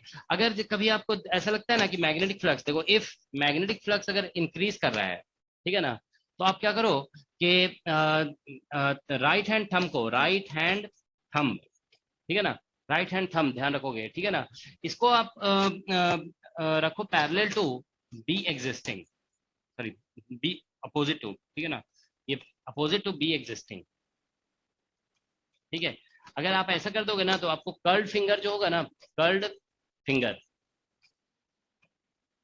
देगा आपको डायरेक्शन ऑफ इंड्यूस्ड करंट, ठीक है। अगर फ्लक्स इंक्रीज कर रहा है तो आपको क्या करना है, राइट हैंड थंब को बी एग्जिस्टिंग के नेगेटिव में रखना है, मतलब opposite to existing magnetic field, ठीक है ना। उसी तरह से अगर आप ऐसे देखो, फाइव बी अगर डिक्रीज कर रहा है, मैग्नेटिक फ्लक्स इज डिक्रीजिंग, ठीक है ना, तो आपको क्या करना है कि राइट मैग्नेटिक फ्लक्स अगर डिक्रीज कर रहा है तो राइट हैंड थंब को आप क्या करेंगे, पैरेलल टू बी एग्जिस्टिंग कर देंगे, ठीक है। तो फिर कर्ल फिंगर जो है ना आपको इंड्यूस करंट दे देगा, ठीक है ना। Curl finger will give you direction of induce current, ठीक है। तो इसका भी हम लोग यूज कर सकते हैं कई बार, ठीक है। तो देखो जैसे यहाँ पे बहुत क्विकली आपको पता चल जाएगा, व्हाट यू डू इज, जैसे यहाँ पे करंट इंक्रीज कर रहा है, ठीक है ना, तो हमें पता है कि करंट इंक्रीज कर रहा है, मैग्नेटिक फील्ड इंक्रीज कर रहा है, तो फ्लक्स यहाँ पे इंक्रीज कर रहा है। तो फ्लक्स इंक्रीज कर रहा है ना, तो हम क्विकली थंब को एग्जिस्टिंग मैग्नेटिक फील्ड के अपोजिट करेंगे, तो एग्जिस्टिंग मैग्नेटिक फील्ड नीचे है, थंब को ऊपर कर देंगे, फिंगर बस ऐसे कर्ल हो जाएगा, तो ये डायरेक्शन ऑफ इंड्यूस करंट हो जाएगा, ठीक है। तो इस तरीके से भी हम लोग क्विकली, ये थोड़ा क्विक मेथड है, इससे जो है ना जल्दी निकल जाता है, बट आपको डिफरेंट कंसिडरेशन किया जा सकता है यहाँ पे, ठीक है। ओके, तो देखो हम एक एग्जांपल दे रहे हैं, ठीक है ना, जस्ट अनदर एग्जांपल, ठीक है। देखिए जैसे मान लेते हैं कि यहाँ पे, चलो एक फिर से वायर का केस लेते हैं, इसमें करंट आई है और ये कांस्टेंट करंट है, कांस्टेंट है, दिस करंट इज कांस्टेंट। अब यहाँ पे एक लूप रखा हुआ है, ठीक है ना, इस लूप को हम इधर मूव करा रहे हैं, it is being moved in this direction, ठीक है। तो अब हमें पता करना है कि इंड्यूस करंट का डायरेक्शन कैसा होगा, बताइए जरा, क्लॉकवाइज एंटी क्लॉकवाइज क्या होगा इसमें? क्लॉकवाइज। क्लॉकवाइज। क्लॉकवाइज होगा, है ना। देखो इसमें इसको कई तरीके से एक्सप्लेन कर सकते हैं हम, देखो ऐसे कह सकते हैं कि ये आगे जा रहा है, आगे जा रहा है ना, तो मूवमेंट इसमें राइटवर्ड हो रहा है, तो इंड्यूस करंट जो है ना इस मूवमेंट का अपोज करेगा। तो मूवमेंट का अपोज तभी हो सकता है जब यहाँ पे देखो ये वायर जो है ना इस वायर को अट्रैक्ट करेगा अपनी तरफ, तो यहाँ पे करंट जो है ना ऐसे होना चाहिए, और डायरेक्ट ऐसे बोल सकते हो आई इंड्यूस्ड। इसमें करंट ऊपर है ना, तो इसमें भी करंट ऐसे ऊपर कर दो, दोनों में पैरेलल करंट हो गया, तो ये फोर्स इधर लग जाएगा इसके ऊपर, ठीक है ना, तो इधर ऐसे फोर्स लग जाएगा, मैग्नेटिक फोर्स, ठीक है ना। तो मैग्नेटिक फोर्स फिर इसका अपोज कर देगा, तो बस अपोज हमें दिखाना है, किसी भी तरीके से अपोज दिखा दें, ठीक है ना। तो मूवमेंट का अपोज दिखा दिए। अब अगर आप देखो ऐसे कहोगे ना, इसका इसका बी जो magnetic field due to current है बी आई, वो आप देखिए इनटू द पेज है, तो ये अवे जा रहा है, तो फ्लक्स एक्चुअल में डिक्रीज कर रहा है। यहाँ पे आप ऐसे भी कह सकते हैं कि फाइव बी इज डिक्रीजिंग, ठीक है ना, फाइव बी डिक्रीज कर रहा है, तो थंब को हम क्या करेंगे, राइट हैंड थंब, देखो यहाँ पे राइट हैंड थंब को पैरेलल टू बी आई कर देंगे, तो बी आई डाउनवर्ड है, ठीक है ना, तो थंब को ऐसे डाउनवर्ड करोगे, फिंगर ऐसे कर लोगा, तो देखो ऐसे कर लोगा, तो ये पता चल गया करंट ऐसा हो जाएगा।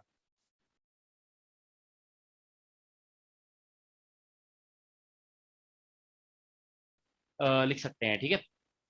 तो इंड्यूस करंट का डायरेक्शन कभी कभी आ जाता है एग्जाम में पता करने के लिए, ठीक है। देखो एक एग्जांपल और दे रहे हैं आप, ठीक है, उसके बाद हम लोग फिर कैलकुलेशन में आएंगे, ठीक है ना।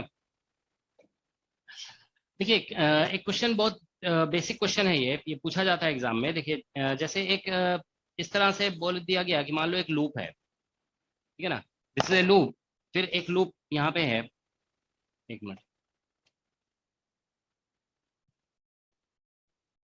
ठीक है, और एक लूप यहाँ पे है, ठीक है, एक मिनट थोड़ा खराब हो गया,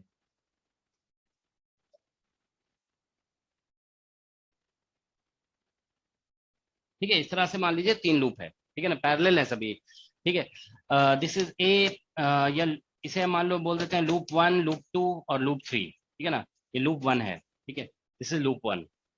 तो देखिए लूप 1, लूप 2, लूप 3 है। अब लूप 1 में मान लीजिए करंट ऐसे जा रहा है, ठीक है, this the direction of current, ठीक है। इसमें गिवन है, दिस इज गिवन, और हम इसको इधर मूव कराते हैं v स्पीड से, ठीक है ना, इसको इधर मूव कराते हैं लूप 1 को। तो इसमें हमें शो करना है, show direction of induced current, हमें डायरेक्शन ऑफ इंड्यूस्ड करंट दिखाना है इन लूप 1 एंड लूप 3, ठीक है। लूप 1 और लूप 3 में हमें direction of induced current show करना है, ठीक है। ओके, तो देखिए यहाँ पे, तो इसमें क्या होगा, show direction of induced current in loop 1 and loop 3। तो अब देखो इसको एक्सप्लेन कई तरीके से किया जा सकता है, लेकिन सिंपल एक्सप्लेनेशन हम आपको बता रहे हैं। देखिए जब भी वायर वायर का केस होगा ना, तो अट्रैक्शन रिपल्शन से जरूर एक्सप्लेन किया जा सकता है, ठीक है। देखिए यहाँ पे जैसे हम बोल रहे थे ना, ये लूप इधर जा रहा है, तो ये मूवमेंट इस साइड है, तो बस हमको एक सिंपल सी बात करनी है कि मूवमेंट का पोज होना चाहिए, मूवमेंट का पोज होना चाहिए, मतलब इधर मूवमेंट हो रहा है तो फोर्स इधर लगना चाहिए इसके ऊपर। फोर्स इधर तभी लग सकता है जब ये वायर इस लूप को अट्रैक्ट करेगा, और अट्रैक्शन तभी हो सकता है जब इन दोनों में पैरेलल करंट होगा, ठीक है ना। बस पैरेलल करंट बता दिया गया, ठीक है। अब देखो इसमें क्या हो रहा है कि बेसिकली मूवमेंट लूप 1 की तरफ हो रहा है, तो लूप 1 इसके मूवमेंट का अपोज करेगा, सिंपल है, ठीक है ना, अपोज करेगा। मतलब इसके ऊपर जो है ना देखो फोर्स जो लगेगा यहाँ पे, देखो सोल्यूशन हम मान लो ब्लू कलर से लिख रहे हैं, ठीक है ना, सोल्यूशन। तो यहाँ पे ऐसे दिखा देंगे कि इसके ऊपर फोर्स ऑन 2 बिकॉज ऑफ 1 इधर लगेगा, क्योंकि 1 मूवमेंट इधर हो रहा है तो लूप 1 इसको रिपेल करेगा इधर, ठीक है ना, मतलब वेलोसिटी के अपोजिट तो फोर्स लगना ही है, ठीक है ना। तो और फोर्स ऑन 2 बिकॉज ऑफ 3 भी इधर ही लगेगा, क्योंकि वेलोसिटी के अपोजिट लगाना है फोर्स, तभी तो अपोज होगा, ठीक है ना, क्योंकि लेंज लॉ के अकॉर्डिंग इंड्यूस करंट हमेशा अपोज करता है किसी भी कॉज का। तो हम अगर कॉज यहाँ पे मूवमेंट बोल देते हैं, ठीक है ना। तो अगर हम देखो यहाँ पे सोल्यूशन में ये बोलते हैं कि कॉज जो है सपोज करो मूवमेंट है, कॉज इज मूवमेंट, ओके। तो इसलिए ये कह सकते हो force on 2 because of 1 and force on 2 because of 3rd will be opposite, ठीक है, अपोजिट टू भी। ये दोनों फोर्सेस जो होंगे वो अपोजिट टू भी होंगे, ठीक है, विल बी अपोजिट टू भी, ओके, बस लिख दिया गया दोनों अपोजिट।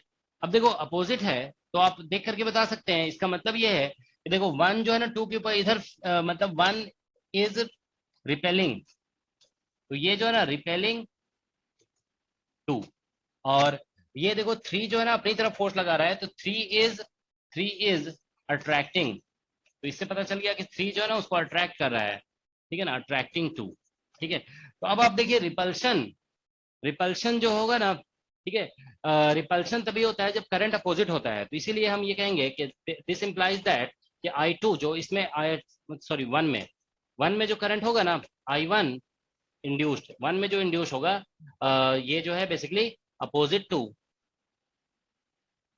I2, या I2 के अपोजिट होगा। और इसमें देखिए अट्रैक्शन हो रहा है ना, तो दिस इंप्लाइज दैट I3 में जो इंड्यूस्ड करंट होगा, I3 induced is same as, is in same direction, लिख दो सेम डायरेक्शन एज, ठीक है, is in same direction as 3, ठीक है ना, सेम डायरेक्शन होगा, ठीक है। So that's the case here, okay. तो इस तरह से हम लोग देखो हम अभी जो बताया ना वो अट्रैक्शन रिपल्शन के बेसिस पे बता दिए, ठीक है। आप में से कुछ लोग इसको किसी और तरीके से भी प्रेजेंट कर सकते हो, कुछ लोग जो है ना मैग्नेटिक फील्ड के टर्म में भी डिस्कस कर सकते हैं इसे। वही हम आपको बताया ना कि इंड्यूस करंट का डायरेक्शन बताने के लिए कोई एक पर्टिकुलर अप्रोच नहीं है, ठीक है, वो आपका आप खुद भी कोई ना कोई इंटरप्रिटेशन डेवलप कर सकते हो। बस इसमें ये ध्यान रखना है कि हमें ये शो करना है कि कॉज का अपोज हो रहा है किसी भी तरीके से, ठीक है ना, तो कॉज का अपोज दिखाना है, ठीक है। ऑलराइट, सो नाउ इसमें देखो एक एग्जांपल चलो और हम डिस्कस करते हैं, ठीक है। ठीक है, एक लूप है, सपोज करो ऐसा,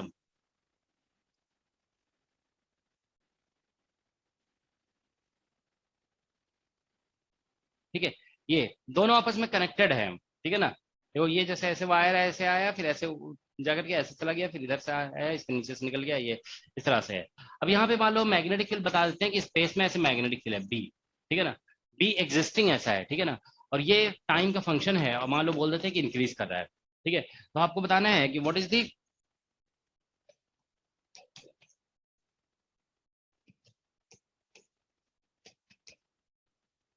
direction of induced current, induced I, induced current का डायरेक्शन बताना है आपको, ठीक है। क्या होगा डायरेक्शन बताइए जरा। सर बिग लूप में क्लॉकवाइज, स्मॉल लूप में एंटी क्लॉकवाइज। हाँ देखो इस तरह के क्वेश्चन में जानते हो क्या करना होता है, जैसे दोनों आपस में कनेक्टेड है ना, तो हमेशा फोकस बिग पे करते हैं, ठीक है ना, बिग पे बस फोकस करो, स्मॉल का अपने आप निकल जाएगा, ठीक है। तो इसके सॉल्यूशन में ध्यान रखना है, सॉल्यूशन में कि ठीक है फोकस ऑन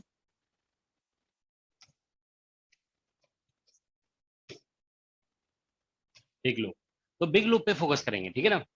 तो इसमें देखो मतलब बिगर लूप, ठीक है ना, बिगर लूप जो भी बिगर है, बिगर लूप। तो देखिए इसमें करंट ऐसे जा रहा है, sorry magnetic field out of the page है और इंक्रीज कर रहा है, तो फ्लक्स इंक्रीज करा हुआ, तो हमने बताया ना फ्लक्स इंक्रीज कर रहा है तो राइट हैंड थंब को एग्जिस्टिंग फील्ड के अपोजिट कर देना है, तो एग्जिस्टिंग फील्ड के अपोजिट करोगे यहाँ पे तो ये करंट ऐसा इस तरह से आएगा, ठीक है ना, इसमें आना चाहिए क्लॉकवाइज, ठीक है। तो इसीलिए इसमें मतलब बी इंक्रीज कर रहा है ना, तो हम बता देती है कि फ्लक्स इसमें इंक्रीज करा हुआ, हम उसके अपोजिट कर देना है, ठीक है ना। अपोजिट कर रहे हैं तो ये क्लॉकवाइज आ जा रहा है, तो इसमें ऐसे क्लॉकवाइज आएगा आई इंड्यूस्ड, ठीक है ना, इस तरह से ये आई इंड्यूस्ड का डायरेक्शन होगा। तो ऑब्वियसली इसमें इधर से आ रहा है तो इसको देखो क्रॉस करके इधर आ जाएगा, तो ये ऐसे जाएगा, फिर ये ऐसे जाकर के दिखता है। तो ये बेसिकली आई इंड्यूस्ड का डायरेक्शन है, ठीक है ना। अब देखिए कभी अगर ऐसा हो गया ना, ठीक है, जैसे मान लो ये दो लूप हैं और दोनों का साइज इक्वल दे दिया गया, ठीक है। जैसे मान लो अनदर एग्जांपल, अगर मान लीजिए हम ऐसे बनाते हैं फिगर,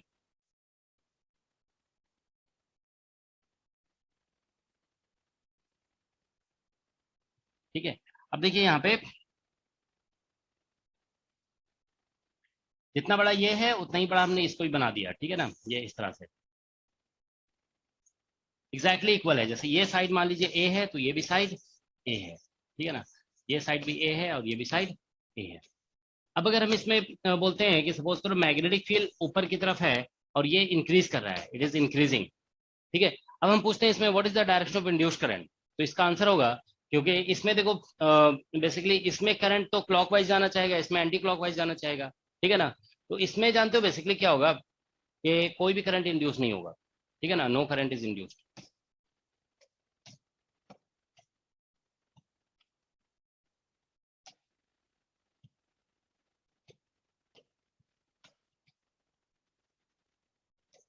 ठीक है, नो करंट, क्योंकि दोनों दोनों में अगर हम इंडिविजुअली देखें ना तो दोनों में करंट जो है जैसे ऊपर जा रहे हैं ना, तो sorry out of the page है, मैग्नेटिक फील्ड हम बोल रहे हैं इंक्रीज कर रहा है, तो हम दोनों में नीचे करेंगे तो इसमें भी एंटी क्लॉकवाइज जाना चाहिए, सॉरी क्लॉकवाइज जाना चाहे करंट, इसमें भी क्लॉकवाइज जाना चाहेगा, तो दोनों करंट एक दूसरे का अपोज करेगा, तो ओवरऑल ईएमएफ जो है ना इसमें जीरो हो जाएगा, ठीक है, कोई भी ईएमएफ इसमें डेवलप नहीं होगा, ठीक है। तो no current gets induced, net EMF इसमें जीरो होगा, ईएमएफ भी इसमें जीरो है, ठीक है। तो उसी तरह से देखिए इसमें अगर कभी ऐसा क्वेश्चन भी आ सकता है, ठीक है, जैसे मान लीजिए ये सर्कुलर लूप है, ठीक है ना, और बीच से कंडक्टिंग वायर कनेक्ट कर दिया गया, ठीक है ना, ये बिल्कुल मिडिल है सेंटर से जाते हुए, ठीक है।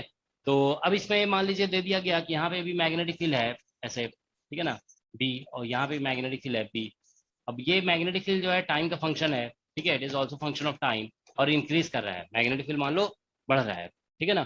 तो इसमें भी ऐसे ही होगा, क्योंकि इसमें भी देखिए करंट फ्लो करना चाहेगा अकॉर्डिंग टू लेंज लॉ, हम आप नीचे करोगे इस वायर में इस लूप की वजह से करंट जो है ना राइट टू लेफ्ट जाना चाहेगा, ऐसे राइट टू लेफ्ट, और इसमें रखोगे तो इससे लेफ्ट टू राइट आना चाहेगा, तो नेट करंट जो है ना जीरो हो जाएगा बेसिकली, ठीक है ना।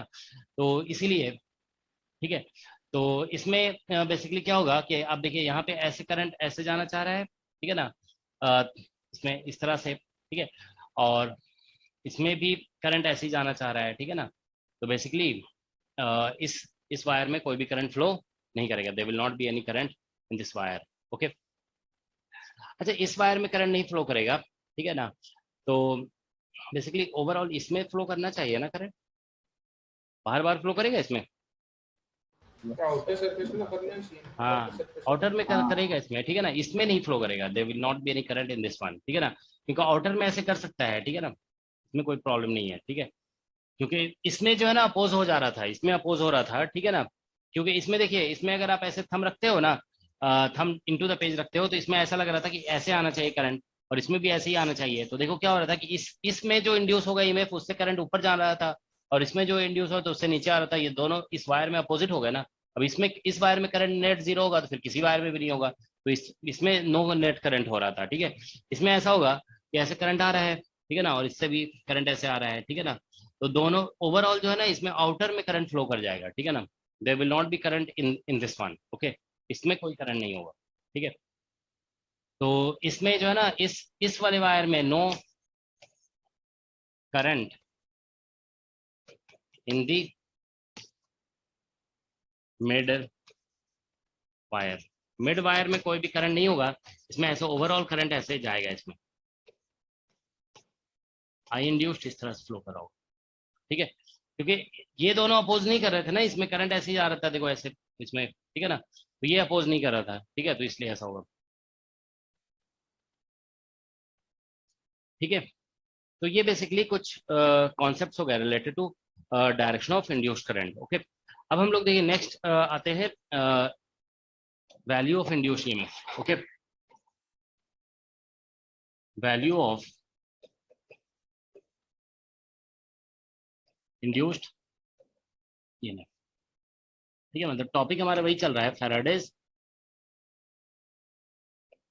Law,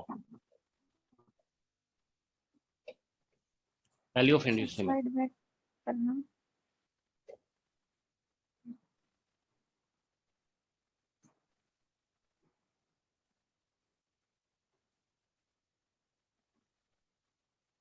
okay sir. ठीक है, तो फैराडेज लॉ हम लोग वैल्यू ऑफ इंड्यूस्ड ईएमएफ निकाल रहे हैं। तो देखिए इसमें क्या होगा कि बेसिकली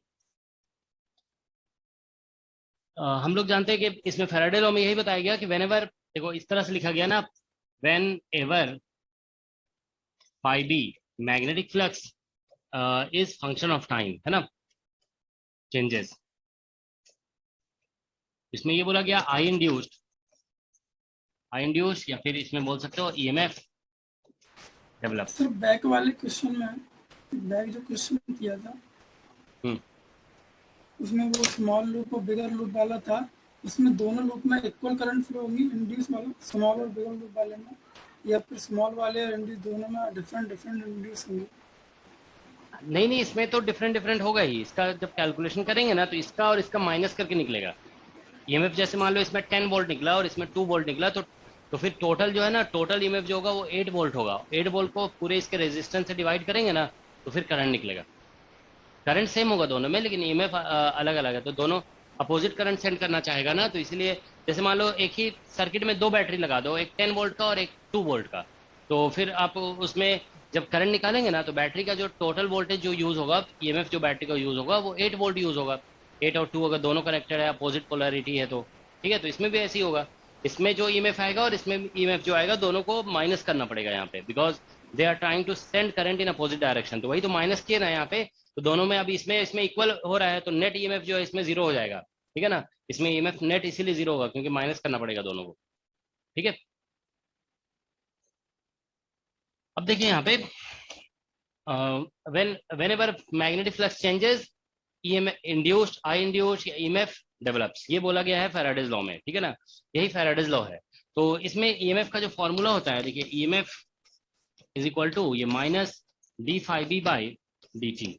ठीक है ना, ये minus d phi B by D t ये EMF का फॉर्मूला है। ठीक है ना, और ये ध्यान रखोगे फॉर मतलब इन ए लूप के लिए, किसी लूप में सिर्फ ये अप्लाई होगा, अदर किसी केसेस में अप्लाई नहीं होता है ये। ठीक है, तो बहुत लोग इसको जानते हो अदर केसेस में भी अप्लाई करने की कोशिश में लगे रहते हैं। ठीक है, ऐसा करने की जरूरत नहीं है, ये सिर्फ लूप में अप्लाई होगा। तो जब कोई लूप है उसमें आप इसे अप्लाई कर सकते हो, अगर लूप नहीं है तो उसमें अप्लाई हम लोग नहीं करेंगे। ठीक है, इस फॉर्मूले को हम लोग बोलते हैं न्यूमैन फॉर्मूला। ठीक है ना,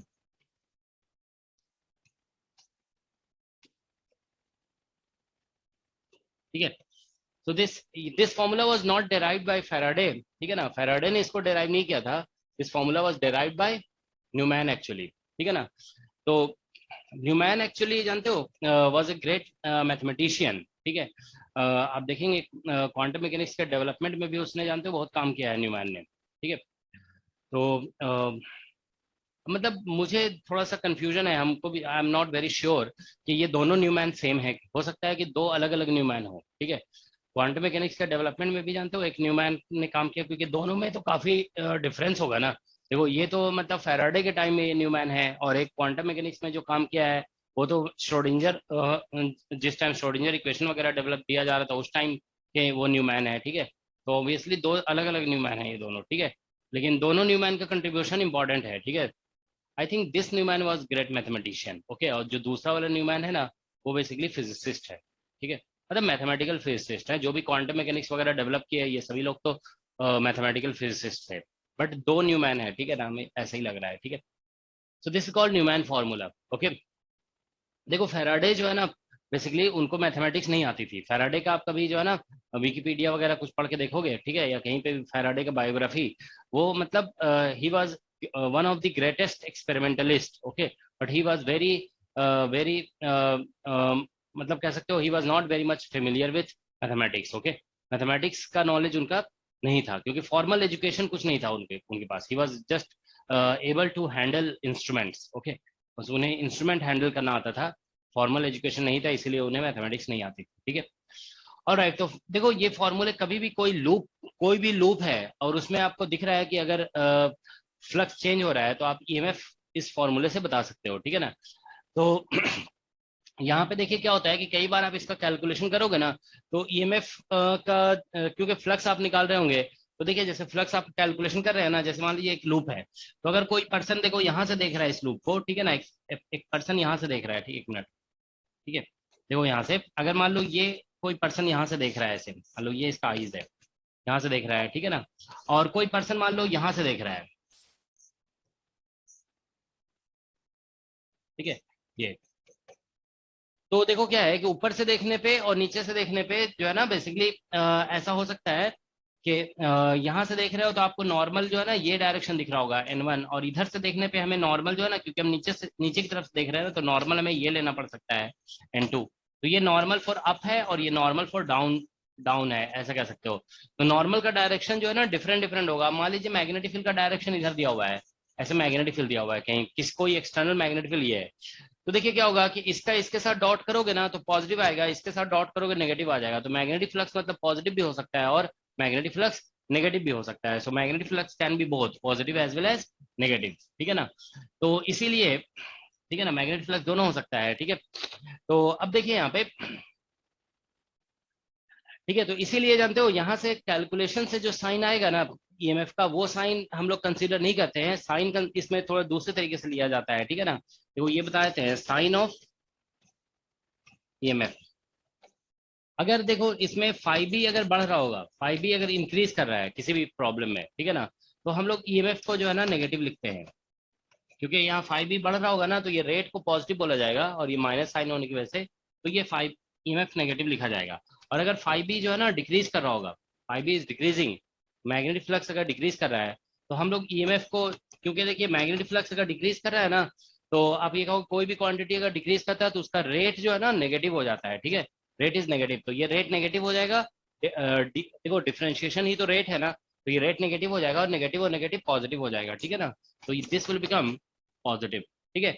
so if EMF is sorry, phi b, magnetic flux is increasing, EMF is negative. If magnetic flux is decreasing, EMF is positive. Okay, तो ये ध्यान रखोगे। तो देखिए इसी से जो है ना ये ऊपर ड्रॉप लिखा हो, हाँ EMF ड्रॉप लिखा हो, EMF ड्रॉप, हाँ drop drops, develop, EMF develop, अच्छा वो गलती से ऐसा लिख गया, ठीक है। whenever magnetic flux changes, induced, I induced and EMF develop, ऐसा लिखा होता है, ये डेवलप होते हैं, ठीक है ना। मतलब शॉर्ट में लिख दिया गया था, मैग्नेटिक फ्लक्स चेंज होगा तो ये दोनों डेवलप होंगे, करंट भी डेवलप होगा और ईएमएफ भी डेवलप होगा, ठीक है।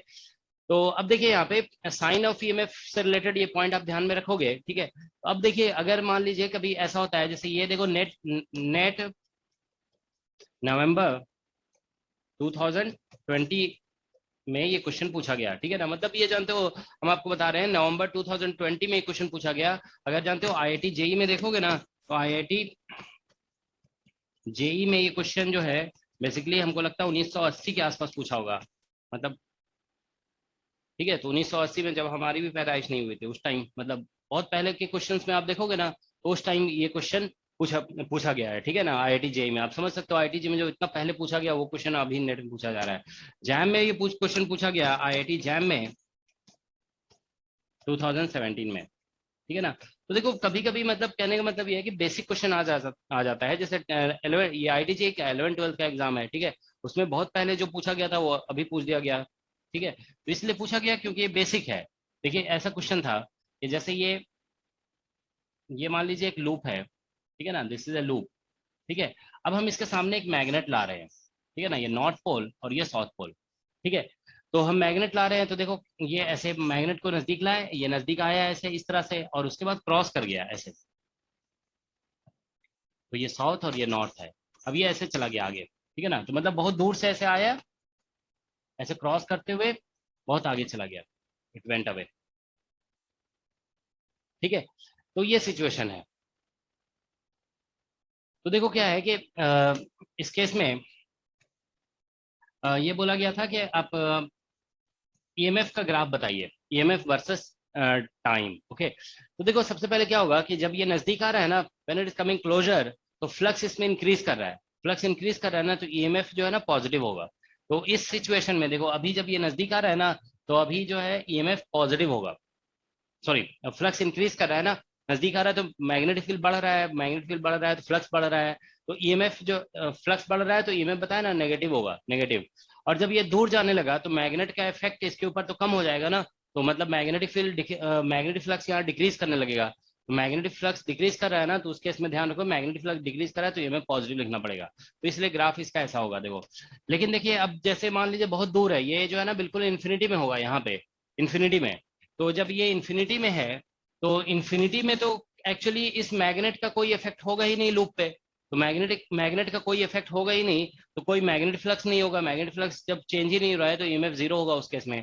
तो इसलिए इसका ग्राफ जो है ना ऐसा बनता है, देखो यहाँ पे ईएमएफ वर्सेस टाइम, टाइम या डिस्टेंस जो भी है, ठीक है ना, ये टाइम भी हो सकता है डिस्टेंस भी हो सकता है, ठीक है ना। तो ऐसा होगा कि स्टार्टिंग में फ्लक्स जो है ना, क्योंकि देखिए बहुत दूर जब होगा तो ये जो है ना बेसिकली कोई ईएमएफ डेवलप नहीं होगा उस टाइम, इसका इन्फ्लुएंस होगा ही नहीं मैग्नेट का इसके ऊपर, तो स्टार्टिंग में इधर फ्लक्स जीरो होगा, फिर उसके बाद नेगेटिव हो गया, नेगेटिव होकर के फिर से ऐसे पॉजिटिव हो जाएगा, फिर अल्टीमेटली जाकर जीरो हो जाएगा। तो पहले में दिखाना पड़ेगा कि नेगेटिव फ्लक्स है, फिर पॉजिटिव फ्लक्स हो गया और ultimately it becomes zero. Okay, that's what it is. Okay, तो ये सिचुएशन है, ठीक है। तो ये क्वेश्चन जो है ना देखो सभी एग्जाम में पूछा गया है, ये सभी basic, these are basic concepts. Okay, ठीक है। तो डायरेक्शन ऑफ ईएमएफ ध्यान रखेंगे, और जब भी किसी लूप से रिलेटेड क्वेश्चन है तो इसको यूज हम कर सकते हैं, ठीक है ना, इसको यूज करके हम लोग डेफिनेटली आंसर कर सकते हैं, ठीक है। ऑलराइट, तो देखो हम कुछ स्टैंडर्ड कैलकुलेशन पहले देखो डिस्कस कर रहे हैं। स्टैंडर्ड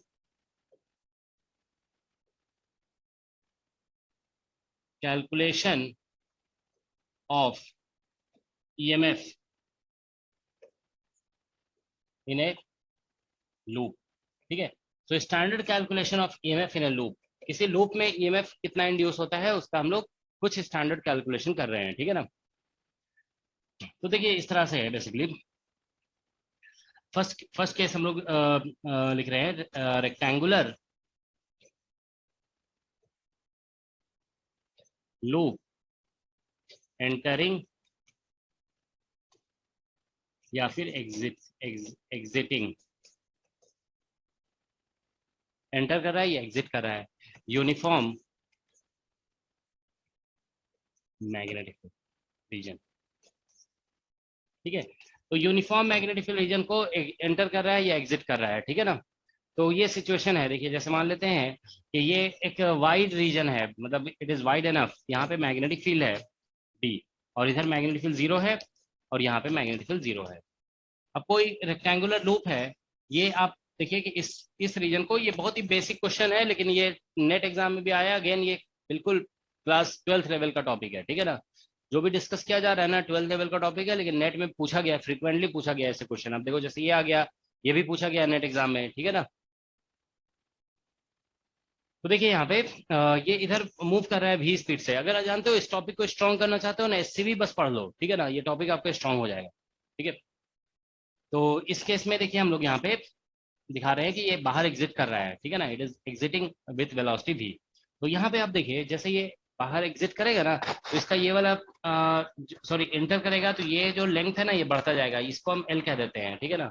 यहाँ पे इस रीजन में बस मैग्नेटिक फील्ड है, इसके बाहर नहीं है, ठीक है ना। तो यहाँ पे जैसे ये देखिए x, जैसे जैसे ये बाहर निकलेगा ये x चेंज होने लगेगा, ठीक है ना, और ये लेंथ मान लो L है किसी भी केस में। तो देखिए ये जब बाहर अंदर की तरफ जाएगा तो फ्लक्स इसमें इंक्रीज करेगा, ठीक है ना, फ्लक्स इंक्रीज कर रहा है। तो इस केस में आप ये कहोगे कि इसमें इसमें फाइव बी जो है ना, फाइव बी इसमें इंक्रीज कर रहा है, और ये जब बाहर जा रहा होगा ना तो इसमें फ्लक्स जो होगा फाइव बी इससे ये डिक्रीज करेगा, फ्लक्स विल डिक्रीज, ठीक है।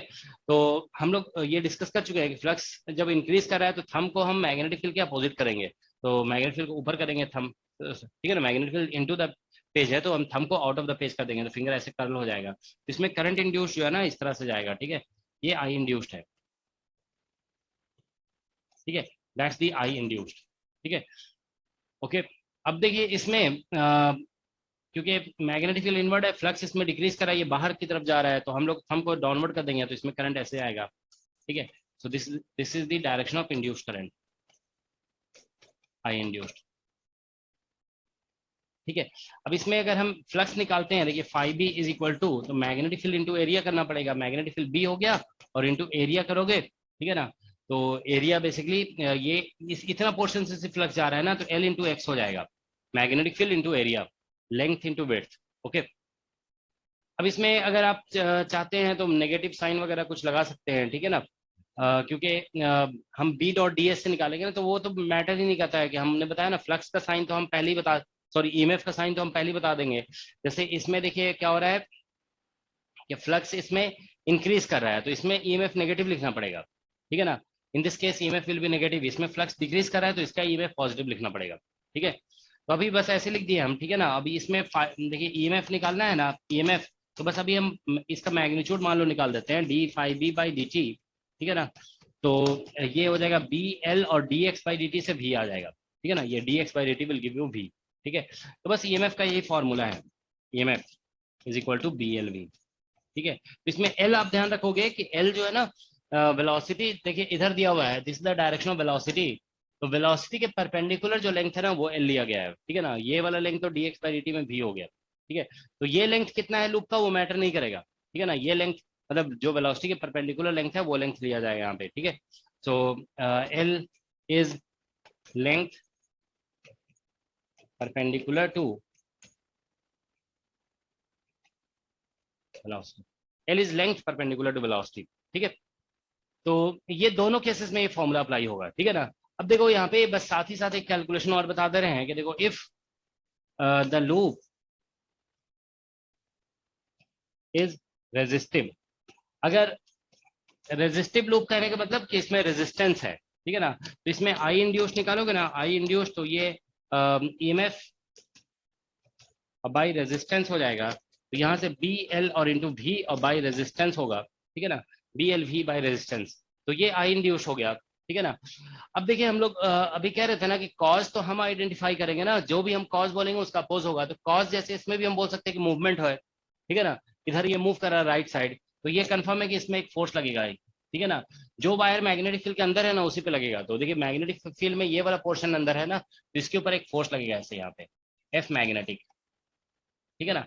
एफ मैग्नेटिक यहाँ पे लगेगा। अब ये वाला पोर्शन देखिए यहाँ पे मैग्नेटिक फील्ड के अंदर है, तो इस पे लगेगा, इस पे नहीं लगेगा, तो इस पे लगेगा एफ मैग्नेटिक, अपोजिट, मूवमेंट के अपोजिट यहाँ पे मैग्नेटिक फोर्स, क्योंकि हम जानते हैं कि देखिए इसमें करंट आ गया, there is current, there is magnetic field, ठीक है, देयर इज मैग्नेटिक फील्ड। तो हम लोग ये पढ़ चुके हैं कि whenever a wire is kept in current carrying wire is kept in magnetic field it experiences a force. Okay, तो हम लोग जानते हैं कि ये देखो current carrying wire in magnetic field experiences, ठीक है। तो current carrying wire in magnetic field experiences force, ठीक है ना, ये force experience, so current carrying wire in magnetic field experiences force, ठीक है ना। तो इसलिए तो हम लोग ये अप्लाई कर देंगे, F magnetic is equal to integration I और डी एल क्रॉस डी, ठीक है ना। तो ये तो बस ये लगा देना है। तो यहाँ पे देखिए करंट जो है ना, करंट तो आप देखिए कि बेसिकली इसी प्लेन में है, करंट तो यहाँ पे इस प्लेन में जा रहा है, मैग्नेटिक फील्ड इसके प्लेन के परपेंडिकुलर है, ठीक है। तो दोनों के बीच में एंगल 90 डिग्री है यहाँ पे, और मैग्नेटिक फील्ड यूनिफॉर्म है, तो बी पे इंटीग्रेशन नहीं होगा, सिर्फ एल पे होगा इंटीग्रेशन। तो ये बेसिकली मैग्नीट्यूड निकालोगे ना यहाँ से, तो I F M sorry F magnetic is equal to I L B हो जाएगा डायरेक्टली, और आई हमने निकाल दिया है, आई जो है यहाँ पे वो आई इंड्यूस्ड है, so this is I induced, और एल इंटू बी लिख दोगे, तो आई इंड्यूस्ड का वैल्यू यहाँ से लिख दोगे V L B by R, तो ये वी एल बी और डिवाइड बाई आर हो जाएगा, और बाई एल बी, ठीक है ना। तो V L square B square और बाई आर हो जाएगा, ठीक है। तो इस केस को ध्यान रखोगे, ठीक है, कि हम लोग अगर क्या बोलते हैं किसी रेक्टेंगुलर लूप को मैग्नेटिक फील्ड में आप मूव करा रहे हैं ना, तो उसके ऊपर फोर्स इतना लगता है, ठीक है ना, that is the magnetic force, ठीक है। और करंट इतना आ रहा है, सॉरी ईएमएफ इंड्यूस्ड इतना आ रहा है बी एल वी, ठीक है ना। तो इसमें एल जो है that is length perpendicular to velocity, ठीक है। तो देखिए बहुत ही बेसिक कॉन्सेप्ट है, क्लास 12 का समझिए कि बिगिनिंग है बिल्कुल, ठीक है। लेकिन इस पे क्वेश्चन आया है, इस फॉर्मूले पे देखिए, अब हम दिखा रहे हैं क्वेश्चन नेट एग्जाम में आया था, ठीक है। एक मिनट देखो यहाँ पे इलेक्ट्रोमैग्नेटिक इंडक्शन का असाइनमेंट होगा, ये है इलेक्ट्रो, नहीं देखो जरा, ये है ना, अच्छा नहीं ये नहीं है,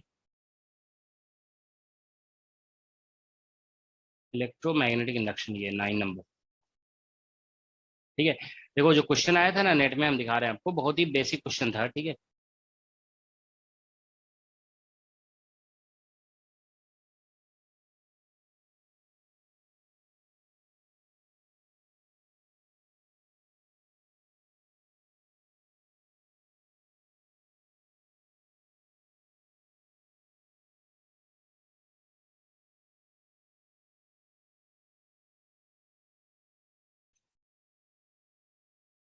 क्वेश्चन ही नहीं दिखा हुआ है।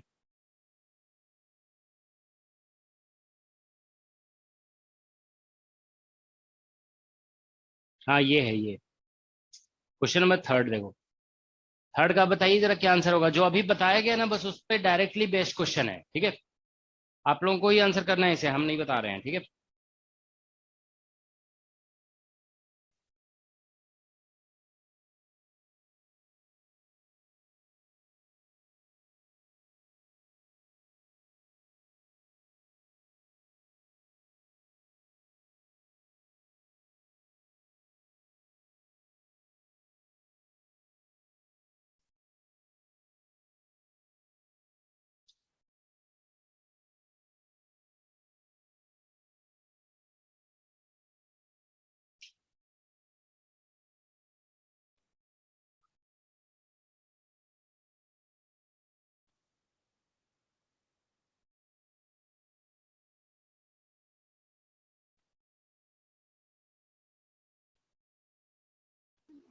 Sir option B.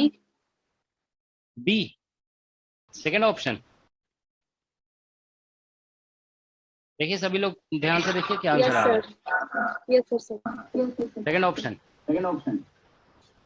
देखो इसमें क्या लिखा है, magnetic field B is B Z cap in the region X greater than 0 and 0 elsewhere. ठीक है ना, एक्स ग्रेटर देन 0 में मैग्नेटिक फील्ड बी है और हर जगह पे 0 है। So a rectangular loop in x Y plane of side L, and side L जो दिया हुआ है ना वो एक्स एक्सिस के पैरेलल दिया हुआ है, और H along y direction is inserted into x greater than 0 region from x less than 0 region at a constant velocity vx cap. Which of the following values of L and H will generate maximum largest EMF? ठीक है ना, will generate largest EMF। ठीक है, तो ये question है। ठीक है, तो BHV हो गया। हाँ, तो इसमें बस फिगर एक बार बना लोगे तो ज्यादा बेटर होगा। ठीक है, देखो इसमें क्वेश्चन ऐसा है कि ये एक लूप है, ये हमारा एक्स एक्सिस है मान लो, ठीक है ना, और ये वाई एक्सिस है। ठीक है ना, ये वाई एक्सिस है, तो ये इधर जा रहा है ऐसे, is moving in this direction with, ये वाले लेंथ को इसमें बोला गया है एल और इसको बोला गया एच। ठीक है ना, तो वेलोसिटी के परपेंडिकुलर जो लेंथ है वो आएगा ना, तो इसमें ईएमएफ जब लिखेंगे हम लोग, देखो ईएमएफ, तो इसमें वी बी और एल की जगह पे एच आ जाएगा। तो वेलोसिटी दिया हुआ है, मैग्नेटिक फील्ड, अब एच का वैल्यू अगर लार्जेस्ट लेंगे तो ईएमएफ भी लार्जेस्ट होगा। ठीक है, क्योंकि इसमें देखिए वेलोसिटी इस डायरेक्शन में है, ठीक है ना, नेगेटिव एक्स से पॉजिटिव एक्स में जा रहा है, इस डायरेक्शन में मैग्नेटिक फील्ड दिया हुआ है। ठीक है ना, इधर मैग्नेटिक फील्ड अभी 0 है, इस रीजन में मैग्नेटिक फील्ड 0 है, तो बस लार्जेस्ट एच देख लेना है इसमें। ठीक है, तो लार्जेस्ट एच जो होगा यहाँ पे, ठीक है ना, वो बेसिकली आप देख सकते हो यहाँ पे सेकंड ऑप्शन में, तो सेकंड ऑप्शन करेक्ट हो गया। ठीक है, ठीक है, अब देखो, जानते हो, देखो आप लोग सोच रहे होंगे कि यार इतना आसान आसान क्वेश्चन आता है एग्जाम में, जानते हो कई बार तो हमको ऐसा भी फील होने लगता है कि हम ये सब क्यों पढ़ा रहे हैं। ठीक है, लेकिन जानते हो क्या है कि सिलेबस में है इसलिए पढ़ाना पड़ता है, नहीं तो इसको तो ऐसे बोल के निकाला जा सकता है सब टॉपिक को कि आप पढ़ लोगे खुद से। ठीक है, लेकिन जानते हो अगर हम बोल देंगे कि आप पढ़ लोगे तो फिर आप लोग पढ़ोगे नहीं, इसीलिए करा रहे हैं ये टॉपिक। नहीं तो ये जानते हो 12th लेवल का टॉपिक है, और आप देखो 12th लेवल के टॉपिक का क्वेश्चन नेट एग्जाम में आया हुआ है। ठीक है ना, ये नेट का क्वेश्चन है, ठीक है, इसमें लिखा हुआ नहीं है यहाँ पे, but it was asked in net exam. ठीक है ना, तो ये ध्यान रखेंगे आप लोग। ठीक है, ओके, तो ठीक है, तो देखिए, लेकिन जानते हो कई बार ऐसा होता है कि इतना आसान क्वेश्चन भी एग्जाम में नहीं कर पाते हैं स्टूडेंट। रीजन हम देखो आपको सिंपल बता रहे हैं, रीजन यही है कि रिवीजन नहीं रहता है। वहां पे जाकर आप लोग के साथ भी ऐसा हो सकता है कि इतने ही आसान क्वेश्चन अगर आया, हो सकता है कि नहीं सॉल्व हो पाएगा, क्योंकि रिवीजन नहीं करते हैं ना सब लोग, मतलब थोड़ी सी मतलब लेजीनेस आ जाती है। ठीक है, तो अगर रिवीजन कर लोगे तो एग्जाम बहुत आसानी से क्लियर हो जाएगा। ओके, ठीक है। तो देखो यहाँ पे ये एक बेसिक क्वेश्चन हमने आपको कराया, अभी हम और इससे रिलेटेड कॉन्सेप्ट्स बताएंगे। ठीक है, पहले देखो एक और कॉन्सेप्ट इसमें होता है, जैसे ईएमएफ अभी हम लोग डिस्कस कर रहे थे ना, ईएमएफ, साइन ऑफ ईएमएफ, ये सभी हमने बताया। यहाँ पे हमने बताया कि रेक्टेंगल का जब, सॉरी, लूप का जब भी कोई क्वेश्चन होगा ना, तो आप ध्यान रखोगे इस फॉर्मूले को आप जरूर अप्लाई कर सकते हो। ठीक है ना, सॉरी, दिस कॉन्सेप्ट, ये फॉर्मूला ये है जो है हमारा। ठीक है ना, EMF equal to D phi B by D T. This formula you can always use for a loop, लेकिन अगर लूप नहीं है तो आप इस फॉर्मूले को यूज नहीं करेंगे। ठीक है ना, ये फॉर्मूला सिर्फ लूप के लिए यूज होता है। ठीक है ना, this is used for loop. ठीक है, तो देखो एक दो कॉन्सेप्ट और हम इससे रिलेटेड ही बता रहे हैं। ठीक है, देखिए अगर जैसे मान लीजिए इफ बी इज, ठीक है, यूनिफॉर्म, अभी देखो हम डायरेक्ट बता दे रहे हैं, बाद में इसका जस्टिफिकेशन हम बता देंगे। ठीक है ना, अगर बी यूनिफॉर्म है, ठीक है ना, एंड लूप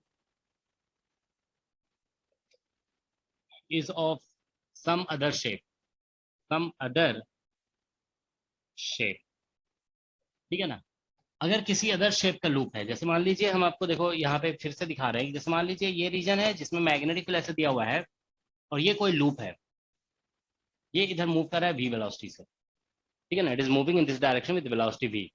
तो इस इंस्टेंट पे ये मान लो t equal to T situation है। ठीक है ना, तो इस इंस्टेंट में अगर आप देखिए यहाँ से, क्योंकि इतना पोर्शन इसका अंदर है ना, तो मैग्नेटिक फील्ड के अंदर आप देखो कि इनिशियल पॉइंट और फाइनल पॉइंट कौन सा है। तो मैग्नेटिक फील्ड के अंदर जो पोर्शन है ना, उसका एक पॉइंट ये है, और यहाँ से ऐसे लूप बन करके ऐसे आया, तो ये डिस्टेंस यहाँ से यहाँ तक का ये जो डिस्टेंस है ना, ये पूरा ये लूप है, क्लोज लूप। ठीक है ना, तो ये डिस्टेंस एल हो जाएगा। तो इसमें ईएमएफ लिखोगे ना, ईएमएफ एट टाइम टी, ठीक है, तो ये वी बी और एल हो जाएगा। तो एल जो है ना वो ये हो। ठीक है, तो आप ध्यान रखो ये फॉर्मूला जो है ना अदर टाइप ऑफ लूप में भी अप्लाई होता है। यहाँ पे आप देखिए ये जो फॉर्मूला था ना, इसमें आंसर हमारा वी बी एल आया, वी बी एल है ना। तो वी बी एल एल, अब देखिए अगर आप नोटिस करेंगे तो बस यही लेंथ तो है यहाँ पे। तो अगर हम ऐसे भी बोल सकते हैं ना कि जैसे लूप जो अंदर था यहाँ पे, वो देखो यहाँ से लेकर जो लूप है अंदर है मैग्नेटिक फील्ड के अंदर, वो देखिए यहाँ से लेकर यहाँ तक ऐसे है। तो इन दोनों के बीच में, इन दोनों पॉइंट के बीच में जो वर्टिकल डिस्टेंस है वेलोसिटी के परपेंडिकुलर होके, वो यही लेंथ है। ठीक है ना, तो बेसिकली यही आंसर हो जाएगा इसका। ठीक है ना, that will be the answer. ठीक है, तो इसी को यूज करना पड़ेगा। ठीक है, तो VBL। ओके, तो उसी तरह से जानते हो इसका एक जनरलाइजेशन होता है कि मान लीजिए इफ, ये बाद में हम इसको मोशनल ईएमएफ के कॉन्सेप्ट से बताएंगे, लेकिन अभी जस्ट डायरेक्ट बता दे रहे हैं। If there is a wire translating, ठीक है ना, अगर कोई वायर है जो जो ट्रांसलेट कर रहा है, ठीक है ना, ट्रांसलेटिंग इन मैग्नेटिक फील्ड, ठीक है ना, वायर, अब देखो लूप नहीं बोल रहे हैं, देयर इज वायर हम बोल रहे हैं। ठीक है ना, लूप नहीं है ये। ठीक है, तो उस केस में देखो हम लोग जो ईएमएफ डेवलप होता है ना, ईएमएफ, तो वो ऐसे लिख देते हैं V क्रॉस D, ठीक है ना, और डॉट DL। ठीक है ना, इस तरह से मैग्नीट्यूड निकाल देते हैं, V cross B dot DL।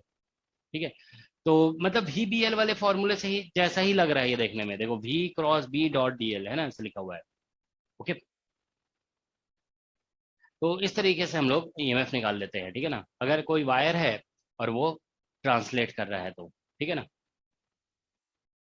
तो इस फॉर्मूले को लगाया जा सकता है। देखो यहाँ पे बोला गया, सॉरी, ट्रांसलेट क्या, मूव, अगर रोटेट भी कर रहा है ना उसमें भी लग जाता है। ठीक है ना, ये if there is a wire moving लिख दो यहाँ पे। ठीक है ना, मूविंग बोला गया ना, तो मूविंग में जानते हो ट्रांसलेटिंग और रोटेटिंग दोनों आ जाता है, मतलब इसमें ट्रांसलेटिंग और rotating,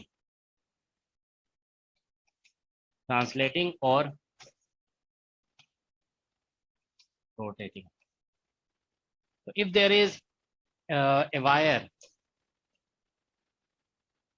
if there is a wire translating or rotating, ठीक है ना, इन मैग्नेटिक फील्ड। अच्छा, यहाँ पे हम देखो इन मैग्नेटिक फील्ड बोले हैं, यूनिफॉर्म जरूरी नहीं है। ठीक है ना, नॉन यूनिफॉर्म है तो भी अप्लाई होगा। अभी हम इसको डायरेक्ट बता रहे हैं, ये बाद में आपको पता चलेगा। This actually comes from concept of motional EMF. ठीक है ना, तो ये तो देखिए इसका थोड़ा जो अभी फॉर्मूला VBL डेवलप हुआ ना, समझ लो उसी का थोड़ा सा जनरलाइजेशन हो गया। अब देखो एक कॉन्सेप्ट इसमें आता है, charge flown in a loop. ठीक है, ड्यूरिंग इलेक्ट्रोमैग्नेटिक इंडक्शन। तो जब इलेक्ट्रोमैग्नेटिक इंडक्शन हो रहा है, ठीक है ना, उस ड्यूरेशन में किसी लूप में, so charge flow in a loop during electromagnetic induction. ठीक है, तो देखिए यहाँ पे अगर हम लोग, ठीक है, ड्यूरिंग इलेक्ट्रोमैग्नेटिक इंडक्शन, देखिए जैसे हम देख रहे हैं कि इलेक्ट्रोमैग्नेटिक इंडक्शन जब हो रहा है ना, तो उसमें हमने देखा कि ईएमएफ इक्वल टू ऐसे लिखा गया है मतलब एक तरह से डेल्टा फाई बी और बाई डेल्टा टी, ये लिखा गया है। ठीक है ना, तो अच्छा लूप जो हम ले रहे हैं ना यहाँ पे, ये लूप में ध्यान रखेंगे रेजिस्टिव लूप है। ठीक है ना, तो रेजिस्टिव लूप में हम लोग ऐसे लिख दिए थे अभी, देखिए रेजिस्टिव लूप, तो रेजिस्टिव लूप में हम लोग करंट इज इक्वल टू लिख दिए थे ईएमएफ और बाई रेजिस्टेंस। ठीक है ना, तो ये लिखा गया।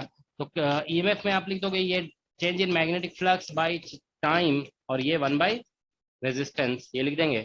तो अब देखिए यहाँ पे करंट जो लिखा गया है ना, यहाँ पे करंट को हम ऐसे लिख सकते हैं delta Q by delta T, that is equal to 1 by R, और ये हो जाएगा डेल्टा फाई बी और by delta T.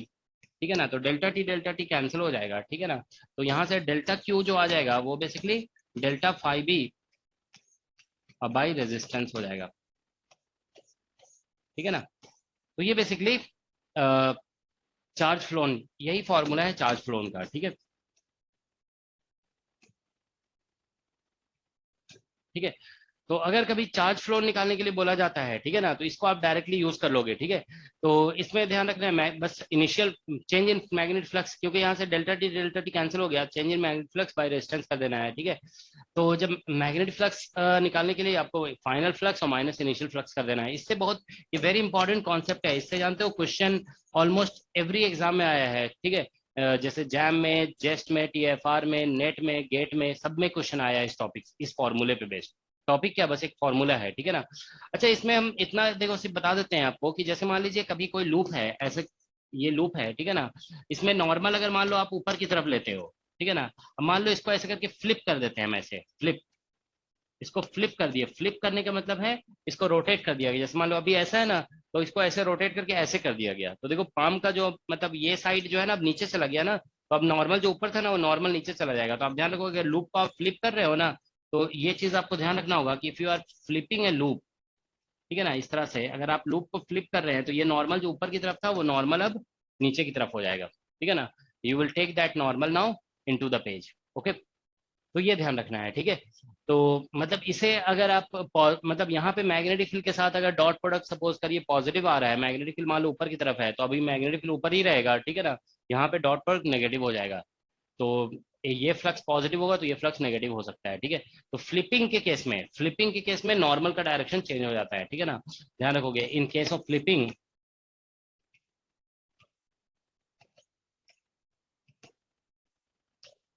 Direction of N cap,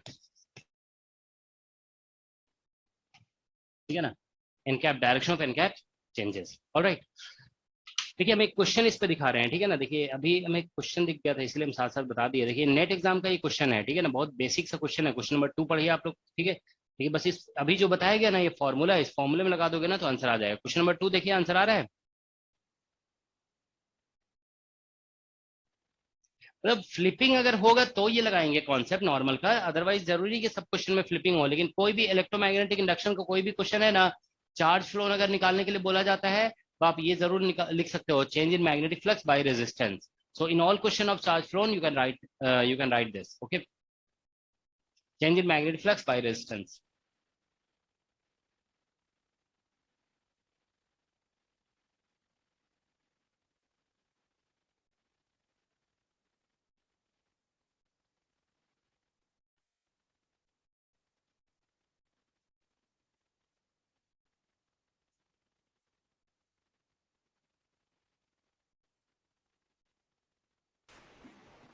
तो 3.1 ऑप्शन है, मतलब कौन सा फर्स्ट ऑप्शन आ रहा है? ऑप्शन है, यस। हाँ, मतलब देख रहे हो ना आप लोग, लेवल देखो क्वेश्चन का। ठीक है, मतलब कॉन्फिडेंस आना चाहिए ये सब क्वेश्चन देख करके। ठीक है, कि एग्जाम डेफिनेटली निकाला जा सकता है। ठीक है, इसीलिए तो हम कई बार बोलते नहीं है कि नेट एग्जाम निकल भी गया ना तो कोई बहुत बड़ी अचीवमेंट नहीं है, क्योंकि नेट एग्जाम निकालना मुश्किल है ही नहीं है। ठीक है, बस थोड़ा सा कंटिन्यूटी चाहिए आपको, बस निकल जाएगा ये। ठीक है, तो क्या लिखा है, uniform magnetic field be in positive Z direction passes through circular wire, है ना, a circular wire in a loop of radius 1 centimeter and resistance lying in xy plane. The field strength reduced from 10 to 9 Tesla in 1 second. तो charge transferred across any point in the wire, मतलब वही charge transferred या charge phloem वही निकालना है, ठीक है ना। तो बस यहाँ पे ऐसे लिख देंगे, देखो यहाँ पे हमें चार्ज निकालने के लिए बोला गया, क्वेश्चन नंबर 2 है ये, देखो ठीक है। तो charge is equal to change in magnetic flux delta phi B और बाई रेजिस्टेंस कर दोगे, ठीक है। तो ये फाई 2 माइनस फाई 1 ऐसे कर देंगे, मॉडुलस लगा दोगे यहाँ पे बाई रेजिस्टेंस। तो ये पाई आर स्क्वायर, ये common, sorry pi R square radius ऐसे लिख दो, पाई आर स्क्वायर और इनटू मैग्नेटिक के लिए ऐसे B2 माइनस B1 कर देंगे, ठीक है ना। मैग्नेटिक फील्ड इनटू एरिया हो जाएगा ना बाय रेजिस्टेंस। तो पाई हो गया, इसमें रेडियस कुछ दिया हुआ है 1 सेंटीमीटर शायद, है ना। तो 1 इंटू 10⁻⁻² का होल स्क्वायर हो जाएगा और इनटू ये हो गया 10⁻⁹, ठीक है। और बाय रेजिस्टेंस इसका 1 दिया हुआ है, ठीक है। पाई आर स्क्वायर ये है, तो 3.14 इंटू 10⁻⁻⁴, ठीक है ना। ये है बेसिकली रेजिस्टेंस 1 ओम दिया हुआ है, तो ये इतना कूलॉम हो जाएगा। सब कुछ SI यूनिट में लिख दिया गया है, ठीक है। दैट्स द आंसर, ठीक है। तो देखो कितना डायरेक्ट क्वेश्चन है, बस मैग्नेटिक फ्लक्स देखो लिखा गया है मैग्नेटिक फील्ड इनटू एरिया, ठीक है ना। मैग्नेटिक फील्ड इनटू एरिया पहले में भी लिखेंगे, magnetic field into area second में भी लिखेंगे, तो उससे एरिया कॉमन हो गया है, ठीक है ना। तो इसलिए B2, क्योंकि इसमें मैग्नेटिक फील्ड को चेंज कर रहे थे ना, तो एक में B2 आ जाएगा, एक में B1 आ जाएगा, ठीक है। तो इसका ये आंसर है, ठीक है। ओके तो देखो ये जो भी हम कॉन्सेप्ट अभी बताया ना, इससे कुछ क्वेश्चन देखो बहुत बेसिक बेसिक इसमें पूछे गए हैं। जैसे आप लोग डायोड पढ़े हुए हो, ये ओपैम्प पढ़ लिया आप लोगों ने? No sir. No sir, 2 class में ओपैम्प, अच्छा अभी ओपैम्प नहीं हुआ है, ओपैम्प तो शायद हो गया हो, चलो जो भी है, ठीक मेरे है। भी डायोड के साथ ओपन स्टार्ट तो होगा। देखो ये जो है ना, क्या बोलते हैं, ये क्वेश्चन थोड़ा बहुत भी बेसिक जानते हैं, ओपैम्प कुछ पढ़ना जरूरी नहीं है इसके लिए, ओपैम्प बेसिक भी जानते हैं ना, तो ये क्वेश्चन आप कर सकते हैं, ठीक है। इसको आप लोग ट्राई करोगे इस क्वेश्चन को, क्वेश्चन नंबर 6, ठीक है ना। एक क्वेश्चन अभी रिसेंट में जानते हो TFR में पूछा गया, देखो हम दिखा रहे हैं, बहुत ही आसान क्वेश्चन, मतलब one of the easiest question पूछा गया TFR में। ये क्वेश्चन देखो, ये वाला, ये क्वेश्चन 2019 में TFR में पूछा गया, 41 नंबर क्वेश्चन। इसको आप लोग करके आओगे, ठीक है ना, हम बताने की जरूरत नहीं होनी चाहिए, बहुत आसान क्वेश्चन है, ठीक है ना, खुद से कर लोगे, ठीक है। तो ये कुछ क्वेश्चन है जो अभी हम आपको दिखाए ना, वो करके आओगे, ठीक है। और एक क्वेश्चन इरोडोब से दे रहे हैं, देखो चार्ज फ्लोन का एक क्वेश्चन इरोडोब में है, देखो हम दिखा रहे हैं, ठीक है ना। इसको आप लोग जरूर अटेम्प्ट करके आओगे, ठीक है। नहीं होगा फिर हम डिस्कस करेंगे, ठीक है। एक मिनट,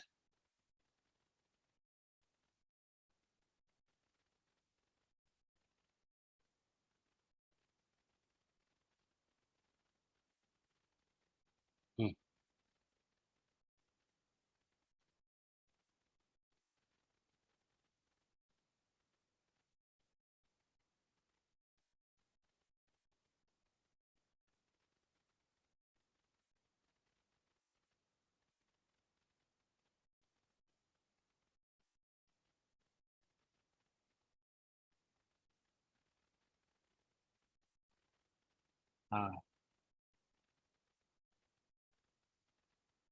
ये क्वेश्चन है, देखो ये वाला क्वेश्चन, क्वेश्चन ये है ना 3.86 इसी में ना 3.300, ये क्वेश्चन अटेम्प्ट करके आओगे आप लोग, ठीक है ना। चार्ज फ्लोन का क्वेश्चन है, देखो ये तो है ना। तो इसमें लिखा है ना, a square of side a and straight, ठीक है। तो इसमें देखो यहाँ पे लिखा गया है, find the electric charge having phloem through the frame, ठीक है ना। इसमें चार्ज फ्लो निकालना है, इसको ट्राई करके आओगे, ठीक है ना। इसको करने से पहले लेकिन कुछ क्वेश्चन और करना पड़ेगा, और SC वर्मा का जो है ना सॉल्व एग्जाम, ये सब क्वेश्चन जो है ना, जैसे मान लो ये कुछ क्वेश्चन जो है ना पहले करना पड़ेगा आपको, ठीक है ना। ये क्वेश्चन जैसे हो गया, चलो ठीक है, फिर नेक्स्ट क्लास में हम और डिस्कस करेंगे, ठीक है। तो अभी हम स्टॉप करते हैं, इसको एक बार रिवाइज करके आएंगे आप लोग नेक्स्ट क्लास में, फिर समझ लो इलेक्ट्रोमैग्नेटिक इंडक्शन का मैक्सिमम हम कंप्लीट करा देंगे, ठीक है। चलो अभी स्टॉप कर रहे हो, okay okay sir, thank you. ठीक है।